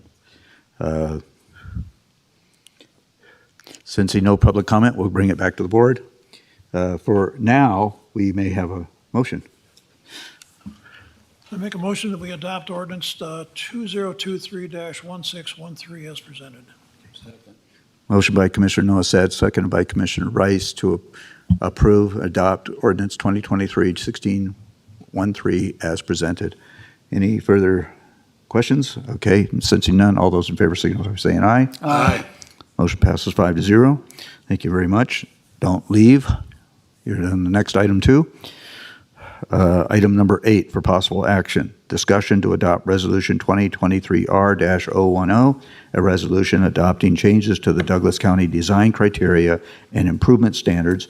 Resolution 2023-R-010 updates the stamping requirements for licensed engineering professionals as stated in certain sections of the Douglas County Design Criteria and Improvement Standards. The changes will better align county code with state law, which allows a licensee to prepare and electronically seal and digitally sign documents and does not require a professional engineer to stamp an estimate of cost of a project. Once again, presented by Mr. Hutchings and Mr. Delaire. Thank you, Mr. Chairman. For the record, Jeremy Hutchings, your county engineer. With me is Tom Delaire, our Community Development Director. This is Agenda Item 8, page 681 in your packet. The resolution is how you change design criteria. So it's basically the same item as the previous item, except now we're talking about the design criteria improvement standards. We're just aligning our design criteria to better align with state code, so an engineer doesn't have to wet stamp a set of plans and he does not have to stamp the cost estimates. There's no financial impact, and that's my recommended motion. And Tom's great slide about any questions. I'm happy to field them. Commissioners? Nothing? Go to public comment? Accepting public comment on item number 8. Sensing no public comment on item number 8, back to the board. Accept a motion. Mr. Chairman, I move that we adopt Resolution 2023-R-010 as presented. Motion by Commissioner Rice, seconded by Commissioner Nosad to adopt Resolution 2023-R-010 as presented. Since no further discussion, all those in favor signify by saying aye. Aye. Motion passes 5-0. And item number 9 for possible action, discussion on the adoption of Resolution 2023-R-036, waiving community development fees for individual homeowners who received damage to private infrastructure within the public right-of-way during March 2023 flooding events. Mr. Delaire. Thank you, Chairman Gardner and fellow commissioners. It's good to be here with you today. Had a conversation with Jennifer Davidson, our assistant county manager, and because we had brought forward a resolution back in after the Tamarack fire and eliminated permit fees, the requirement of paying fees for rebuilding those structures. For the Tamarack fire, we thought we'd be consistent and bring this forward to you guys to see if you wanted to do the same thing for this event. I think we have a substantial amount of damage out there. The public needs to know that Douglas County does require a encroachment permit for driveway improvements, which are private driveways within the public right-of-way, and they do require an encroachment permit. And we do, in my driving around after this March event, have a substantial amount of driveway damage. alongside of our road ditches. In some cases, our roads are damaged as well. This is going to be a long effort. I did put in the resolution a time frame, I believe, of the end of the fiscal year on this. And so I think we could waive those fees if they get into the department for the permit within the next year and a half for the improvements. Additionally, staff during the event had went up to Tahoe where we have had a number of homes, and I didn't identify each APN number like we did in the Tamarack fire, but we do have a number of homes up there that have collapsed because of the snow load. Also, due to the atmospheric river, I did add a section in the ordinance, in the resolution, to waive those building fees as well if they do come in to into the community development department to rebuild that structure. That we could have the potential to waive those fees as well. So I'd like to hear what your thoughts are. If you want to do this, great. We can approve the resolution. If you don't, decline it, and we'll continue to charge fees for those individuals that have received damage from this last month's storm. So thank you. Commissioner Hales, you had a question or comment? No question. I'm in favor. Okay. During the town, and I appreciate your personal involvement in going out and doing all these assessments. That was critical. And I heard nothing but good things out of our residents about your personal involvement. So I wanted to pass that note along to you. I really appreciate that. We also had the involvement of our county manager, Patrick Cates, in some of these assessments as well, or looking at it. And I appreciate also your involvement, direct involvement, and that was very, very important for the residents to see us with our boots on the ground in that regard. The one question I did have is in the Tamarack fire, I believe we put a time limit on that of 3 years. And yet this one, we're only approving, the resolution's only for the fiscal year ending July or June 30th, 2024. Is that correct? What's your anticipation there? Well, the homes will most likely be under permit or hopefully getting a permit shortly. I mean, we can extend it to 3 years if you'd like. It is difficult for staff to track. It was a little easier with the Tamarack fire because there were 12 properties. It's a little easier to manage. This one, it could be across the county. I mean, hundreds. We're talking about hundreds and hundreds of properties here with the encroachment permit needs. But the homes specifically, there are homes, even with me out in the field, I'm sure there's some homes that have been damaged that I'm not aware of.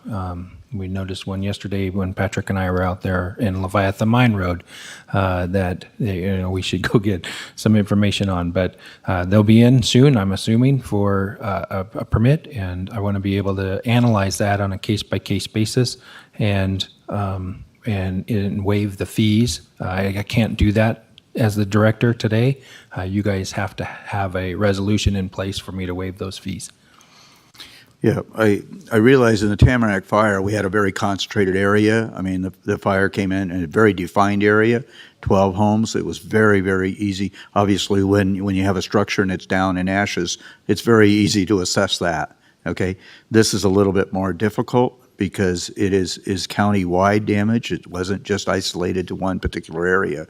So I'm wondering if we should maybe not necessarily extend it 3 years, but certainly maybe more than the fiscal year of '24. I don't know. What's the general feeling here from the other commissioners?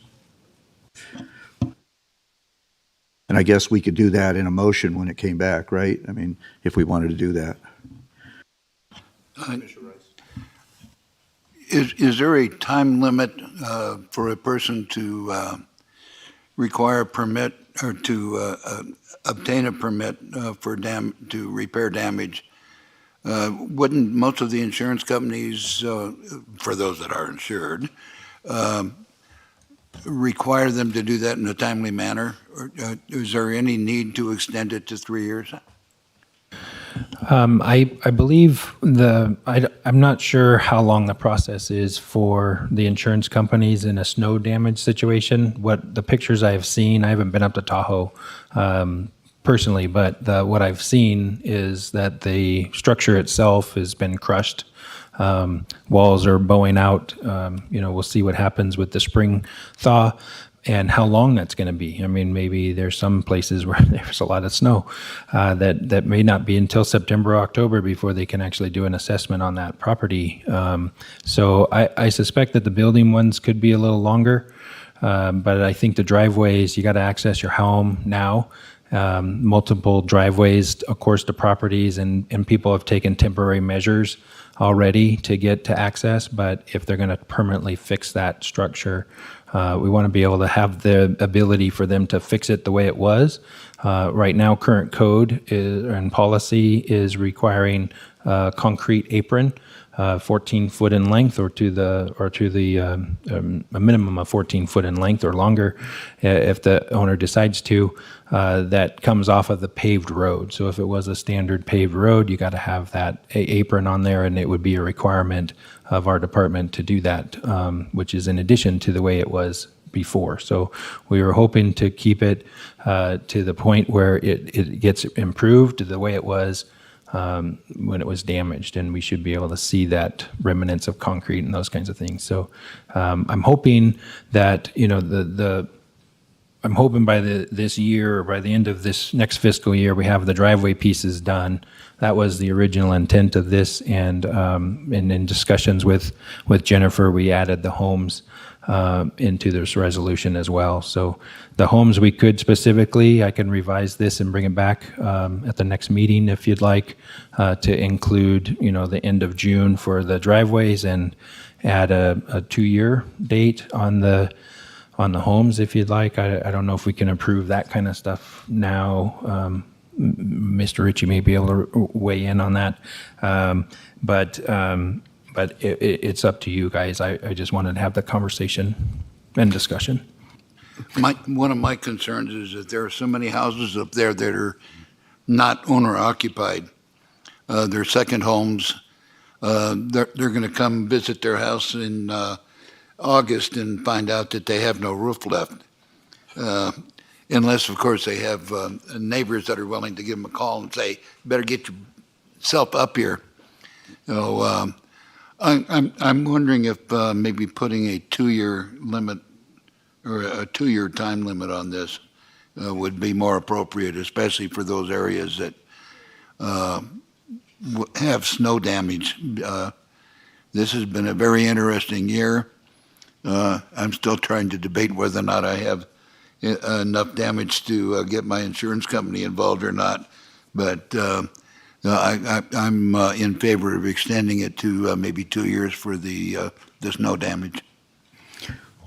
So, question, Mr. Delaire, does this resolution include all the items that you indicated? And so is it available for us to pass today, or are there items that need to be added in and the time frame extended to perhaps 2 years? Is this sufficient, or do we need to bring this back? Mr. Ritchie, can you help us address that? Thank you, Chairman. I sure can. Doug Ritchie with the Douglas County District Attorney's Office. This was drafted very well. The actual resolution allows or gives discretion to the building official or county engineer the ability to waive any of the fees, encroachment permit fees or building permit fees that are found in Resolution 2019 R031, which is the resolution setting the building department's fees. So it's very broad. And currently it's drafted to expire June 30th, 2024. If the board is inclined to change that date, I would, rather than say 2 years, if you could give us a date specific, that would be helpful.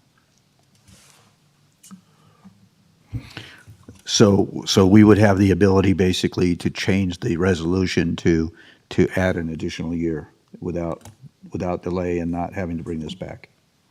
Yes, Chairman, that's correct. Okay. Commissioners, I'd like to get some input or feedback on that thought process.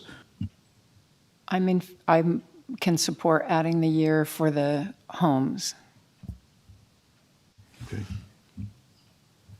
We're all good? Okay. So I think we somewhat have concurrence on that. This is an action item, so we'll go to, if there's no further comments, we'll go to public comment, come back, and then we can do a motion to make that adjustment and possible approval. Okay? So we have public comment on this?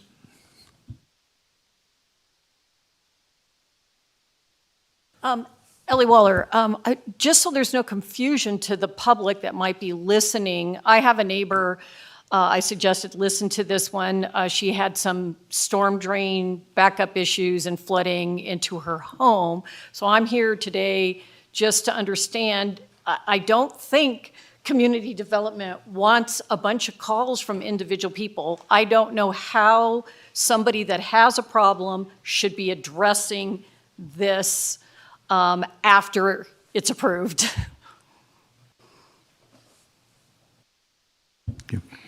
Additional public comment? Okay, I'm going to bring it back to the board then. I guess what Ms. Waller is indicating is that we'll have a flood of individuals who will come forward and try to participate in this activity. And I guess the problem, as I foresee with community development, is attempting to identify those homes that are in this category. So I sense that as a dilemma, but as Commissioner Rice indicated, some of those homeowners may not be in a position to assess that damage until later on. So I guess that's somewhat of a conundrum. But hopefully we'll let community development wade through that process, perhaps. I don't know any other way of really doing it. Commissioner Hales, you seem to, do you have, no? You didn't? Okay. Commissioner Tarkanian knows that? Okay. So we'll entertain a motion to adopt this and change the date to June 30th, 2025. Is that correct? Okay. Commissioner Rice, I sense you're ready. Yes, sir, and I make that motion. Okay, so there's a motion to adopt resolution by Commissioner Rice, seconded by Commissioner Noasad, to adopt Resolution 2023-R-036, waiving community development fees for individual homeowners who receive damage to private infrastructure within the public right-of-way during the March 2023 flooding events through June 30th of 2025. Wait. I have a comment. I thought we were doing the extended time just for the homes. I'm worried about hundreds of driveways not being repaired and then expecting this. Maybe it's a non-issue, but I would prefer to limit the extended time to homes just so we don't create havoc. I think that was the intent of the motion, right? I guess my question would be then, what about you made a good point about the homeowners not being there until maybe August. So we're not going to give them the opportunity to get their driveways fixed if they weren't aware of it beforehand. Maybe you can do a little less time, but give them enough time to get back and see. Well, if I know my neighborhood as well as I think I do, there aren't a lot of driveways that are going to be damaged by floodwaters, although nothing's melted yet. But that's something that we can address at a later time. Okay, so no requirement for amendment there. We had discussion on it. So anyways, all those in favor of adoption of Resolution 2023-R. Mr. Ritchie. Thank you.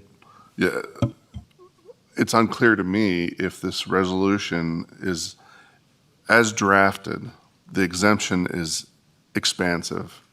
It includes more than just houses through June 30th, 2025. It's any fee that's found under Resolution 2019-R-031.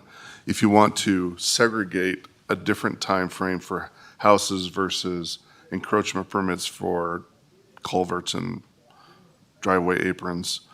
That will require some additional language. And also, I think, I'll defer to Mr. Dallaire on this, but it's kind of difficult to, I think it's difficult to distinguish what's a house residence versus what's not a residence. Yeah, this is Tom Dallaire for the record. We have two different permits that we're applying for. One is an encroachment permit, which is private work in the public right-of-way, driveway approaches in that case, which is through the engineering department. And then we have the building department issuing the repairs to somebody's garage that had failed or a home that collapsed or whatever it may be. So we do have two different permit processes here. And I think the driveways, in order for them to access, they should come to if they do come and get a permit, they should be getting that sooner than later. And I don't know that it's really going to matter if we have the driveways approved through 2025 also, but it is something that we were concerned about. Can I offer an amendment? A motion on the table, and we can entertain amendments to that motion. To amend it to indicate that the extension relates to residences that have been damaged by snow. Accept. Okay, so first of all, we have to have discussion on the amendment. And is there any discussion on the amendment? Since no discussion on the amendment, I'll ask for a motion to approve the amendment, and then we will go to the main motion as amended, okay? So all those in favor of Commissioner Hale's amendment, seconded by Commissioner Rice, signify by saying aye. Aye. Okay, so the amendment passes 5-0. So now we'll go to the main motion as amended. All those in favor of the main motion as amended, signify by saying aye. Aye. Motion passes 5-0. Okay. How do you like that, Mr. Noah said? Proper Robert's Rules of Order? Okay. Want to make sure we're proper there. Okay, so we've dispensed with item number 9. Thank you, Mr. Dallaire, for bringing that forward. And so we'll go to item number 10. Do we need to take a quick break? Okay. If you don't mind, Mr. Cates, we'll take it's 1:42. Why don't we come back at 1:50? 8 minutes? I know. Well, we have we have a couple more items, but I need to go to the restroom, and I think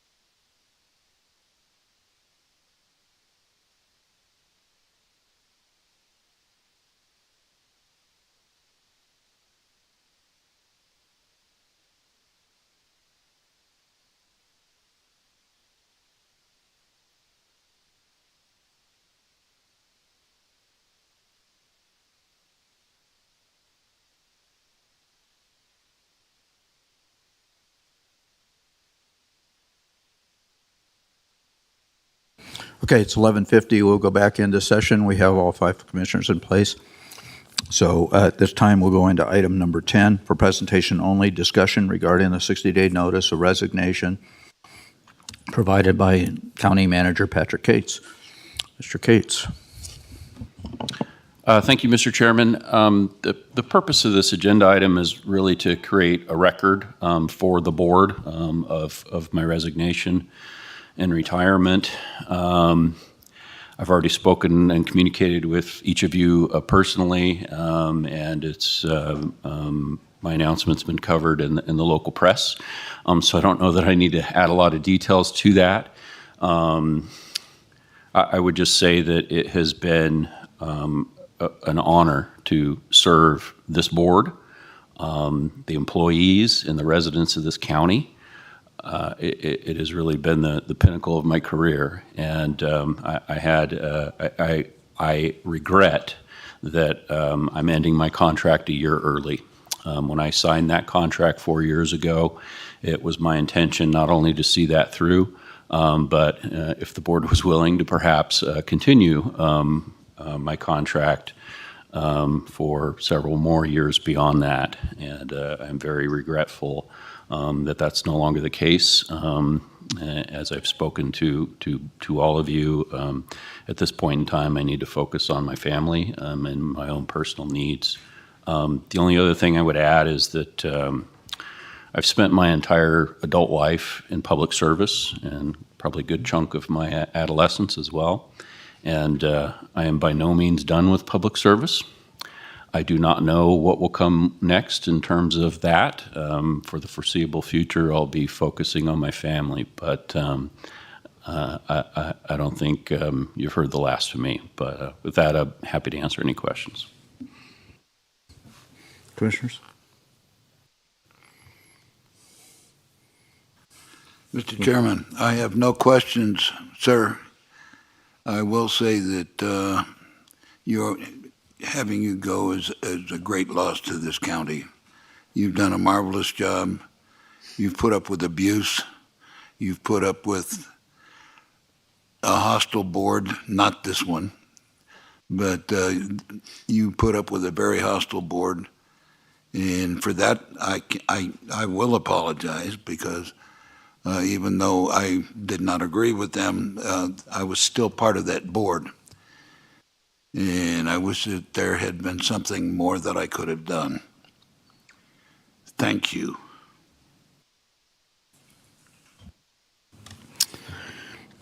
I stated it earlier, and I'll repeat it. And hopefully, perhaps I didn't send it to directly, my letter to the editor that was in the paper yesterday. I hope you've taken an opportunity to read it, but I'll probably forward that to you anyways as an email. I share Commissioner Rice's observations and disappointing. And as I indicated back in February, I was looking forward to trying to figure out a method of an extension of your contract going into the last year. I stated this maybe last year during your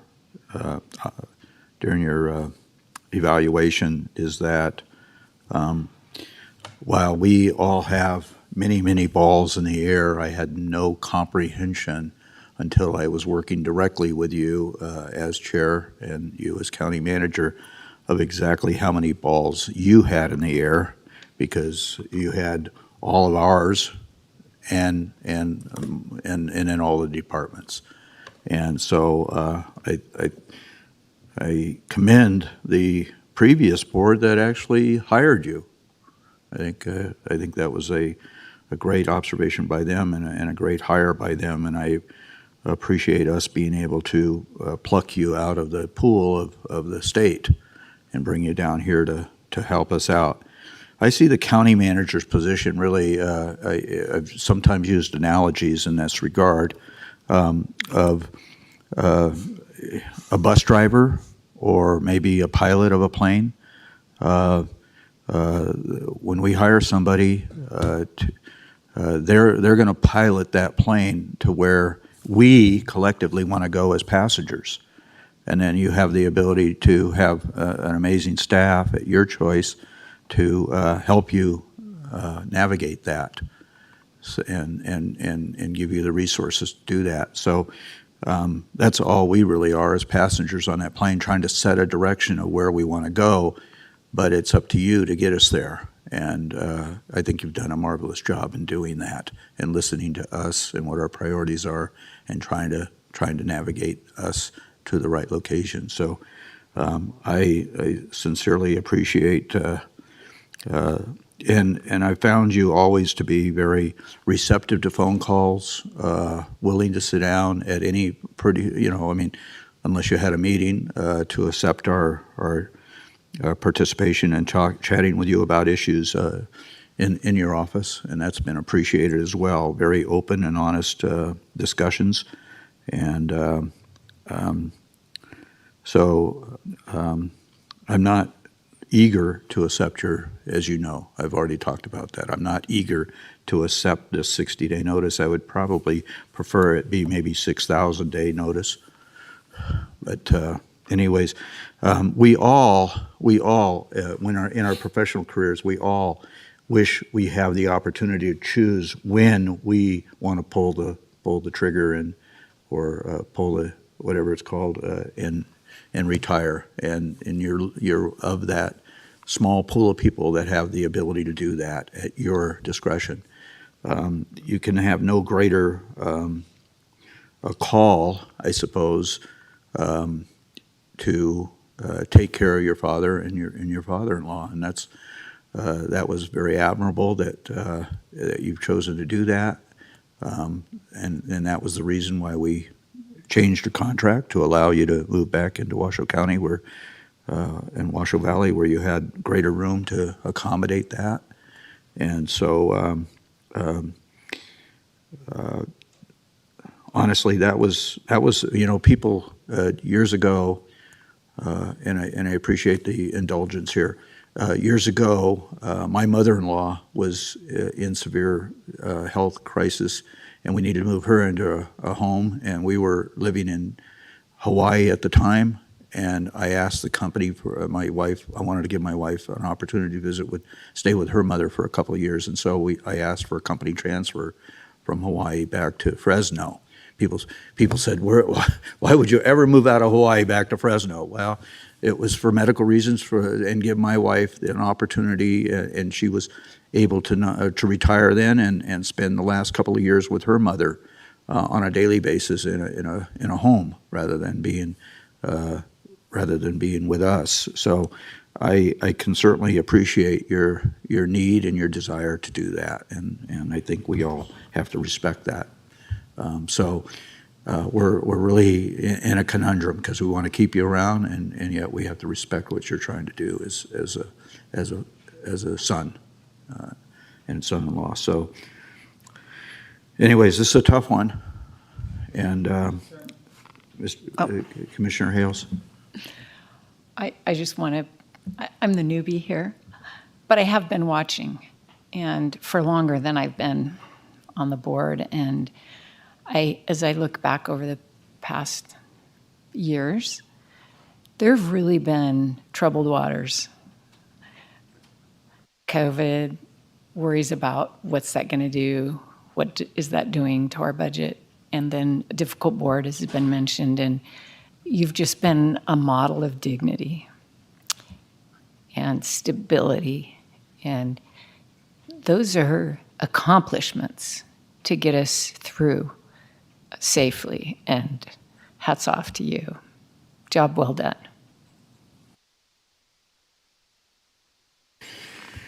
Okay, there's no action to take here. I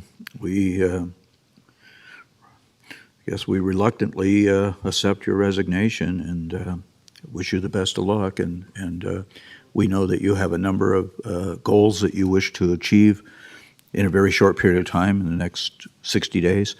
And so any help we can give you in achieving those, we'd appreciate it. We have an offer, but thank you very much for your service.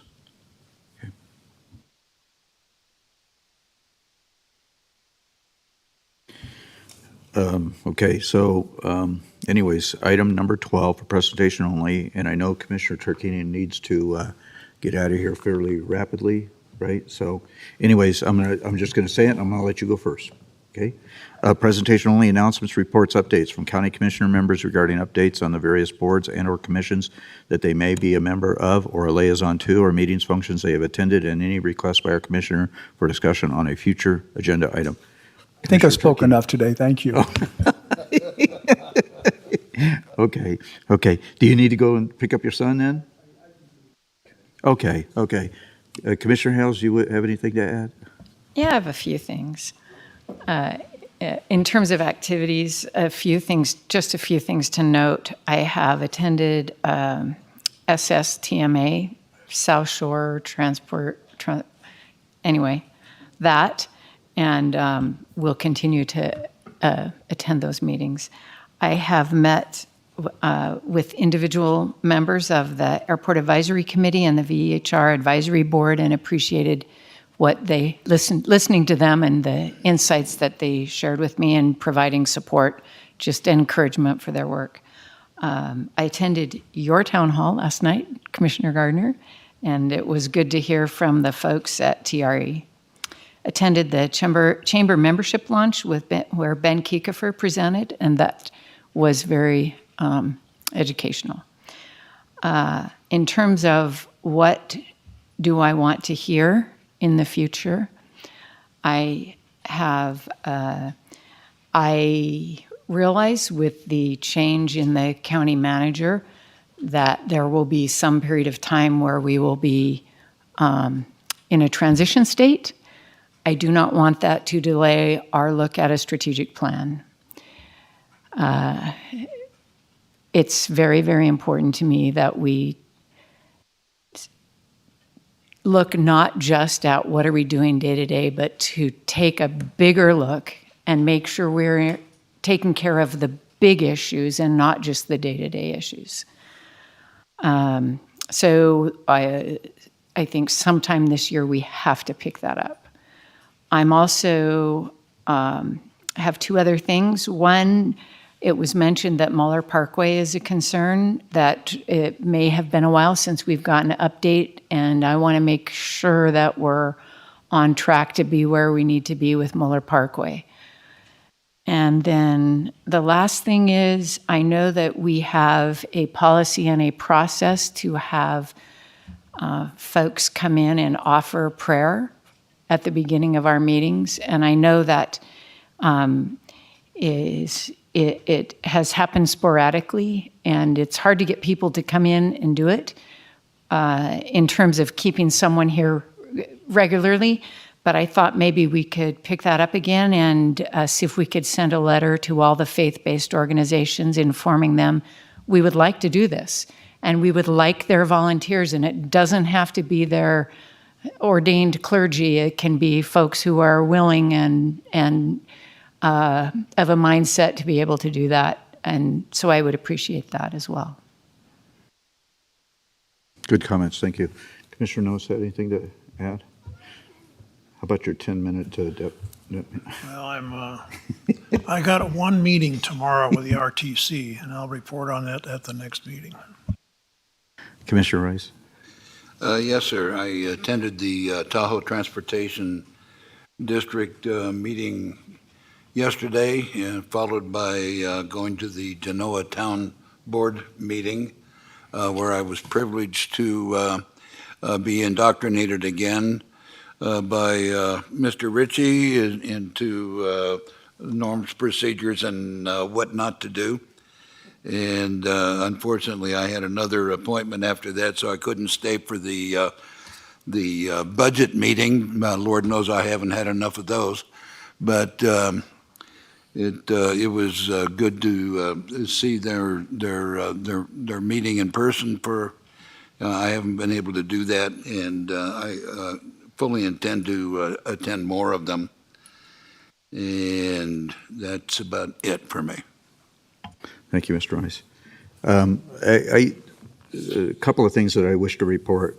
First of all, I was very pleased to be able to host a meeting on, what was it, Tuesday, I believe, Tuesday, with Congressman Amodei for a couple of hours, which is very unprecedented almost, in regards to the wild horse issue that we experience here in Douglas County. So we met, he entertained the ability for us to meet not only with himself, but also Kim Dow from BLM, and also Mary Siafi with the Pine Nut Wild Horse Association. Our goal is to get a compatible process for the wild horses.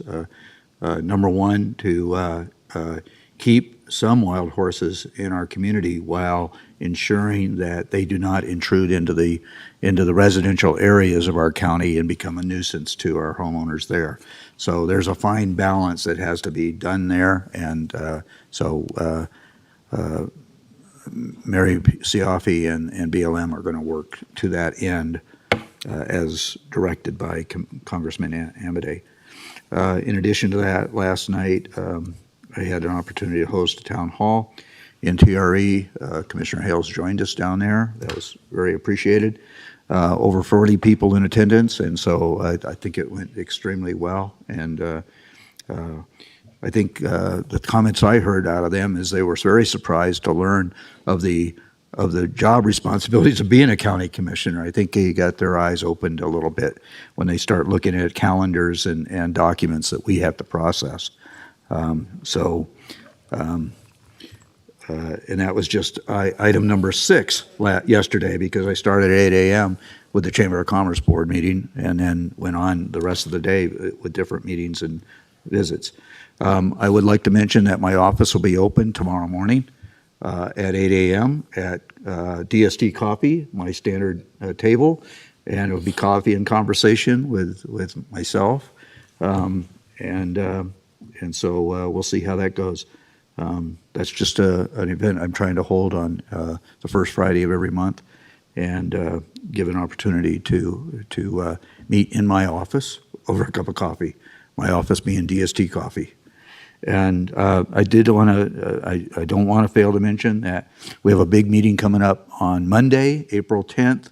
I expect it to be an all-day meeting where this board will look at the recommendations of the Vacation Home Advisory Board and Community Development on possible changes to the VHR ordinance. So that'll be April 10th at the Hard Rock Hotel in the Tahoe Township. And we will be taking a lunch that day, I'm sure. Okay. So anyways, that's all I have. Once again, Mr. Cates, you'll be missed in the county. I want you to know that. So with that, I don't have nothing else. Closing public comment is now open.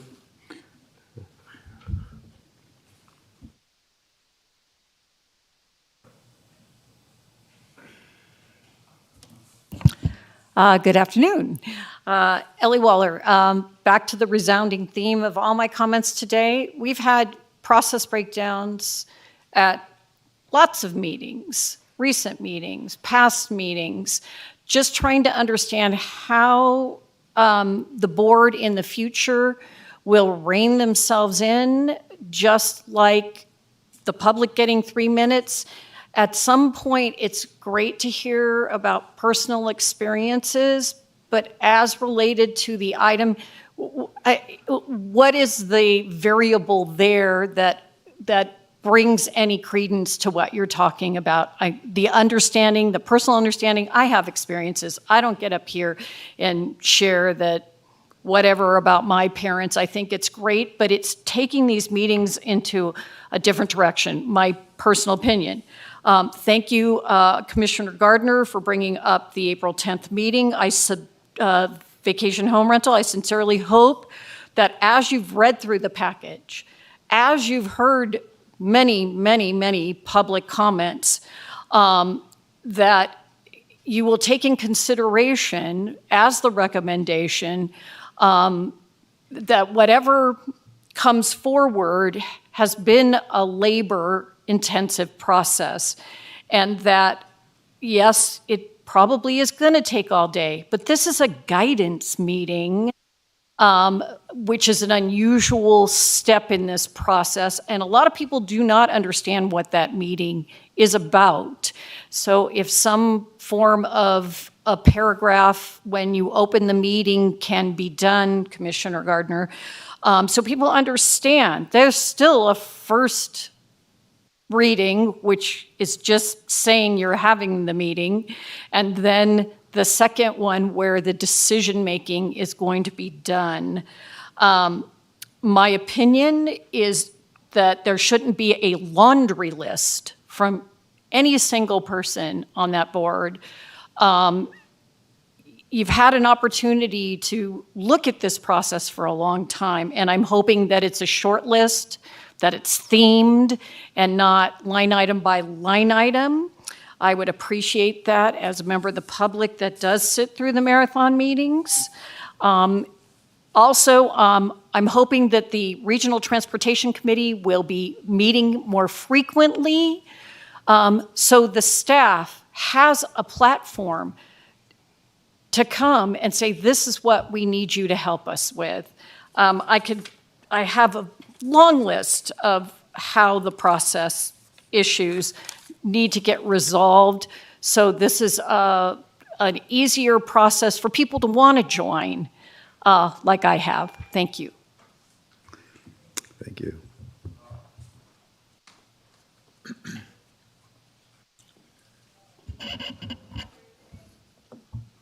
Jim Slade. The first thing that the Douglas County mission statement and values, seen here, both mention is integrity. Without integrity, a government or a person has no respect or effectiveness.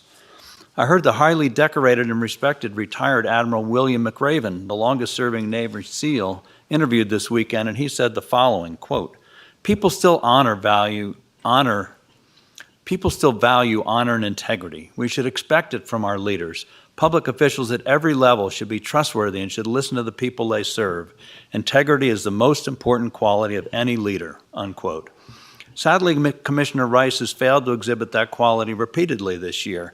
It not only reflects poorly on him, but on the board as well. Mr. Rice, you knowingly lied in January when you claimed there was no planning commissioner from the lake, even you knew that was untrue. Was that done to mislead other commissioners and the public, just so that you could get your hand-picked candidates selected? That was shameful behavior. Mr. Torkanian made a similar false statement, but has since publicly apologized. On the same agenda item, Chairman Gardner failed to correct those false statements prior to the vote, but he too has publicly apologized. You alone refuse to apologize for your inappropriate behavior. Why are you so doggedly stubborn? Do you think it's a sign of strength? It's not. It's a sign of weakness. It's a sign of weakness and a failed sense of morality. The second of the Douglas County values is accountability, stating we accept responsibility for our words and actions. Why are you so unwilling to do so? You have failed to uphold that value as well. In February, Mr. Rice, during the discussion on microtransit at the lake, you stated, quote, a prior board did obligate the future payment of 0.5%. That too was a knowing lie, and you knew that very well. Every single other commissioner knew and stated clearly that the required finding was, quote, up to 0.5%, anything between $1 and $600,000. Why again were you trying to mislead your fellow commissioners and the public on that matter? It appears you were just determined to support this item which favors special interests, specifically the state-line casinos and resorts, to the detriment of our citizens, that you would say or do anything to do so. You should be ashamed of yourself. Your purposeful, repeated lies dishonor you, this board, and the county. You should do what any honorable person would do, which is to publicly and sincerely apologize immediately for both lies. Somehow earlier today, you were willing to apologize for what others have said, but you will not apologize for your own lies. If not, if you continue to show a marked lack of integrity and honor, as you have multiple times in the past, then you should resign without further delay and save yourself and the board and the county from further embarrassment and shame.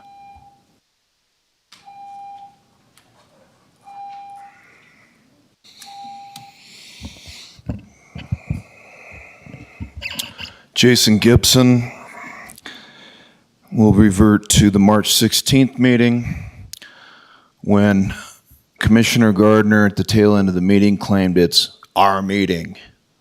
He thinks he's got jurisdiction over the people's meeting and the right to misinform the public about the discontinuation of the Zoom utility, which restricts public input.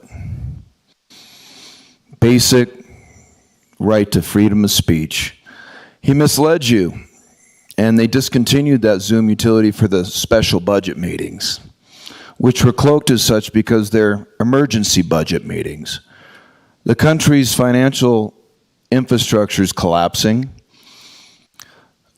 Our utilities are under domestic assault by a rogue act of war on behalf of a ghost corporation that destroyed the pipeline between Russia and Germany. That was Britain and the United States. For the last 7 weeks, well, just yesterday, we had 3 train derailments, chemical spills, and a most unprecedented display of destruction that none of these people want to address or even talk about. Integrity comes from good form. You would think these people would want better communication. But rather than better communication, they're going to bottleneck and consolidate, just like the macro social forms. They're practicing the same thing here. Despite 40% of the tax base coming from South Lake Shore and Lake Tahoe, they want to make it difficult for you to come to these meetings. They don't want you to have the convenience of Zooming in. Now, Commissioner Tarkanian can Zoom in when he's out of the country. He gets special privilege because he's a commissioner. Special privileges do not convey special rights on public servants. These are our employees. It's our meeting.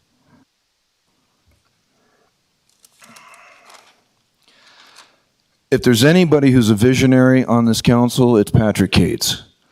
To give up a $208,000 salary says a lot about priority. It reminds us all what's important. However, Patrick knew he was going to be moving out of the county when he asked for his raise, and he intentionally broke his contract knowing he would be moving out of the county, so he should return all of those monies that he jacked from the people of Douglas County, thinking that the board is his employer when they are not his employer. The people are his employer, and the reason why he's getting out is because of the storm of litigation and conflict and complex situations that are going to come upon the richest per capita county in the state of Nevada. There's a lot of dirty business going on here, folks.